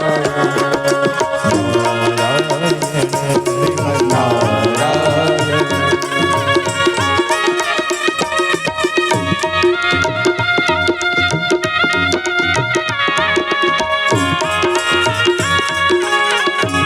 જય હો નારદજી મહારાજ ધીરે ધીરે આગળ વધતા જાય છે અને ભગવાનના સુંદર મજાના વૈકુંઠમાં પહોંચ્યા. સુંદર મજાના લક્ષ્મી અને નારાયણ સુંદર મજાના આસન પર બિરાજમાન છે. પણ ભગવાનને તો ખબર હતી કે હમણાં પાછું આવવાનું છે, એટલે ભગવાન તો તૈયાર જ બેઠા હતા. જેવો નારદજી અંદર પગ મૂક્યો એટલે તરત જ રાડ પાડી, મારો નારદ આવે છે, નારદજીનો જય હો, મારો નારદ આવે છે, નારદજીનો જય હો, કામ વિજેતા નારદજીનો જય હો. હવે અત્યારે શેના માટે આવતા હતા? લગ્ન કરવા માટે, રૂપ માગવા માટે. એટલે કે છે ના ના ભગવાન એવું બધું રહેવા દો, અત્યારે કશું કહેવાની જરૂર નથી, મારી વાત સાંભળો. ના ના ના ના ના, મારો કામ વિજેતા નારદજી આવે છે, જય હો. બધા બોલો કે જય હો જય હો. મારો કામ વિજેતા નારદજી આવે છે, જય હો. અરે રહેવા દો પ્રભુ, રહેવા દો. હા હા નારદજી, મને ખબર છે કે તમારે ક્યાંય કથા કરવી હશે, ક્યાંય ધ્યાન કરવા બેસવું હશે, તમારે જગ્યાની જરૂર હશે, એટલા માટે આવ્યા છો ને હું જગ્યા બતાવું છું. ના મહારાજ, કથાની વાત નથી અત્યારે, ધ્યાનની વાત નથી અત્યારે, સમાધિની વાત નથી. મહારાજ મારી વાત સાંભળો. હા મને ખબર છે તમારે યજમાનની જરૂર હશે, જગ્યાની જરૂર હશે, બધું હું બનીશ, હું જગ્યા આપું તમને. મહારાજ રહેવા દો, બીજી કોઈ જરૂર નથી. લગન, હા હા મને ખબર છે બેટા, તને મારા નામની લગન લાગી છે, મારા નામની લગ્ન લાગી છે, મને બધી ખબર. અરે એ લગનની વાત નથી કરતો, બીજા લગનની વાત કરું છું. શેના બીજા? મહારાજ મારે લગ્ન કરવા છે. ભગવાન કે શું બોલો છો? અરે મહારાજ મારા માટે નહીં તો આ દુનિયાને બતાવવા માટે. કારણ કે આ દુનિયા એવું કહે છે કે બધા એકલા હોય તો ભક્તિ કરી શકે, જેવા લગ્ન કરે ને એટલે ભક્તિ ભક્તિ બધું બંધ. સાંભળો છો ને બધા? કોઈ બહુ ભજન કરતો હોય એટલે તરત એના ઘરવાળા કે હવે એક કામ કરો, લગ્ન કરો કે ભાઈ અમારે. અને લગ્ન થાય પછી એવો ફસાય એમાં કારણ કે પછી લાઇટ બિલ ભરવા પડે, બાટલા લાવવા પડે, શાકભાજી નથી ને તેલ નથી, તેલનો ડબ્બો પતી ગયો ને પછી આમાં એવો પતી જાય એને ટાઈમ જ ના રહે. ક્યાંય બેઠો હોય તેને તરત યાદ આવે હમણાં ફોન આવશે, દૂધની થેલી લઈને દોડો. એટલે કે પછી એને ટાઈમ રહેતો જ નથી, બચારો ગોળ ગોળ ફર્યા કરે છે. એટલે મારે બતાવવું છે કે લગ્ન કર્યા પછી ભજન કેવી રીતે કરાય, એટલે મારે લગ્ન કરવા છે. ઓહો નારદજી, ભગવાન કે વાત સાચી છે, તો શું કરું? તો કે તમારું રૂપ આપો મને તમારા જેવો બનાવી દો અને મારું હિત થાય ને એવું કરજો. શું કહે છે? મારું હિત થાય એવું કરજો. ત્યારે ભગવાન કહે છે બેટા હું તારું હિત થાય એવું નહીં કરું, પણ હું તારું પરમ હિત થાય ને એવું કરીશ. ભગવાન જ્યારે આશીર્વાદ આપે ને આપણે બધાને, તો ભગવાન આપણું હિત ન કરે પણ આપણું જે પરમ હિત હોય ને એ કરતા હોય છે. એટલે ઘણીવાર આપણે પણ માના મંદિરે, ભગવાનના મંદિરે જઈને પ્રાર્થના કરીએ કે ભગવાન મને આટલું આપો, મને આટલું આપો, મને આટલું આપો, તો ભગવાન અમુક વસ્તુ તરત આપી દેશે. આપણે માગ્યું નથી, ઘેર જતા જતા તો ફોન આવી જાય તમારું કામ થઈ ગયું. અને ઘણા કામ ભગવાન એવા અટકાવે કે આપણે 2 વર્ષ જાય, 5 વર્ષ, 10 વર્ષ ભગવાન આ કામ કેમ નથી કરતા? પણ ભગવાન કહે છે કે હું એટલા માટે નથી કરતો કે તારા માટે સારું નથી. અત્યારે તને ભલે એમ લાગતું હોય કે આ થઈ જાય તો મને બહુ સારું, પણ અત્યાર માટે સારું છે, 5 વર્ષ પછી એ જ તને દુઃખ આપશે. એટલા માટે ઘણીવાર ભગવાન આપણા કામ ન કરતા હોય તો આપણે દુઃખી થવાની જરૂર નથી. આપણે એવું માનવાનું કે ભગવાન આપણી ઈચ્છા પૂરી કરે તો આપણા હિતનું કરે છે, અને કદાચ આપણી ઈચ્છા પૂરી ના થાય ને કંઈ વાંધો નહીં, ભગવાન મારું પરમ હિત વિચારતા હશે, એટલે જે થાય છે સારા માટે એવું વિચારે ને એ હંમેશા સુખી થાય. નારદજીએ કીધું તમારા જેવું રૂપ આપો. ભગવાને આખું શરીર છે ને પોતાના જેવું આપી દીધું, પણ મુખ છે ને વાનરનું આપ્યું. હવે આમ હાથ જોવે, પગ જોવે, બધું ભગવાન જેવું. પણ આજના જેમ કાચ નહોતા, દર્પણ નહોતા અને મોબાઈલ તો બિલકુલ નહોતો, નહીં તો તરત આમ સેલ્ફી પાડે કે આપણે કેવા લાગીએ છીએ. તો આમાં સેલ્ફી પાડવા જેવું નહોતું, હતી જ નહીં સગવડ. નારદજીએ બધું શરીર જોઈ લીધું કે હવે હું ભગવાન જેવો બની ગયો. તો નારદજી ચાલ્યા. હવે સમારંભ સવારે થવાનો છે, નારદજી રાતથી બેસી ગયા. પણ શંકર ભગવાનને દયા આવી કે નારદજી વાનર જેવું મુખ લઈને ગયા છે, કોઈ નિંદા કરશે. એટલે નારદજી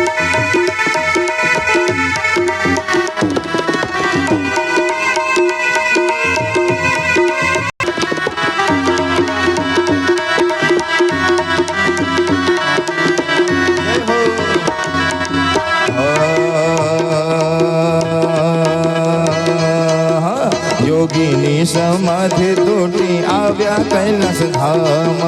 યોગીની સમાધિ તૂટી આવ્યા કૈલાસ ધામ. યોગીની સમાધિ તૂટી આવ્યા કૈલાસ ધામ. યોગીની સમાધિ તૂટી આવ્યા કૈલાસ ધામ. હર હર શંભુ, હર હર શંભુ ગુંજી ઉઠે નામ. હર હર શંભો, હર હર શંભો ગુંજી ઉઠે નામ. પગમાં ઘૂંઘર બાંધીને નંદી તાલ આપે, નંદ તાલ આપે. મર બોલો વાલો શિવજીનું નામ લાગે. હે ડાક ડમરું વાગે ને શિવ તાંડવ નાચે, શિવ તાંડવ નાચે. મને વાલો શિવજીનું નામ લાગે. ઓમ નમઃ શિવાય, ઓમ નમઃ શિવાય, ઓમ નમઃ શિવાય, ઓમ નમઃ શિવાય, ઓમ નમઃ શિવાય, ઓમ નમઃ શિવાય, નમઃ શિવાય, ઓમ નમઃ શિવાય. ઓમ નમઃ શિવાય, ઓમ નમઃ શિવાય, ઓમ નમઃ શિવાય, ઓમ નમઃ શિવાય. ઓમ નમઃ શિવાય, ઓમ નમઃ શિવાય, નમઃ શિવાય, નમઃ શિવાય. ઓમ નમઃ શિવાય, ઓમ નમઃ શિવાય, ઓમ નમઃ શિવાય, નમઃ શિવાય. ઓમ નમઃ શિવાય, ઓમ નમઃ શિવાય. ઓમ નમઃ શિવાય, નમઃ શિવાય. બોલો મિયા માત કી જય હો. ગૌરી શંકર મહાદેવ કી જય હો. શિવ મહાપુરાણ ભગવાન કી જય હો. પ્રભોડિયા હનુમાનજી મહારાજ કી જય હો. द्वारिकाधीश की जय हो। सोमनाथ महादेव की जय हो। ओम नमः पार्वती पते हर हर महादेव।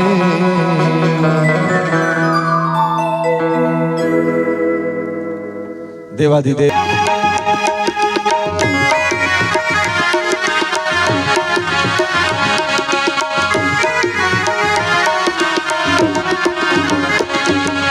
तुम पूर्ण परमात्मा तुम अंतर्यामी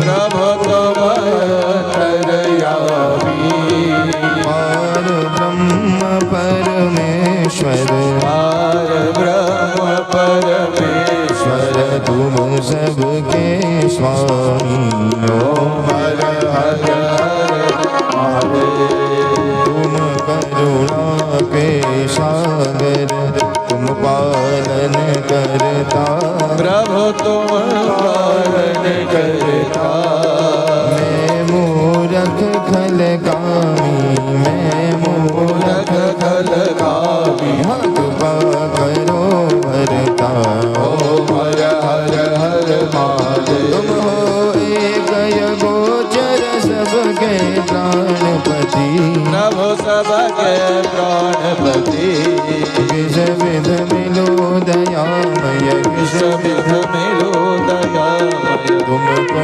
मैं तुम भी ओम हर हर हर महादेव बंधु दुख हरता ठाकुर तुम मेरे प्रभु ठाकुर तुम मेरे अपने हाथ उठाओ अपने हाथ उठाओ शरण पड़ में तेरे ओम हर हर महादेव विषय विकार मिटाओ पाप हरो देवा प्रभु पाप हरो देवा सदा भक्ति बढ़ाओ सदा भक्ति बढ़ाओ संतन की सेवा ओम हर हर हर महादेव कर्पूर गौरम करुणावतारम संसार सारम भुजगेन्द्रहारम सदा व्रतगुलपदियारविन्दे भगवत्पादानि सहितं नमामि मंगलम भगवान विष्णु मंगलम गरुड़ध्वज मङ्गलं पुण्डरीकाक्षो मङ्गलाय तनोहरि सर्वमंगल मंगल शिव सर्वार्थ साधिके सर्वत्रम्बके गौरी नारायणी नमोस्तुते नारायणी नमोस्तुते नारायणी नमोस्तुते नारायणी नमोस्तुते नारायणी नमोस्तुते અહીંથી દરેકની જગ્યા ઉપર સુંદર મજાની આરતી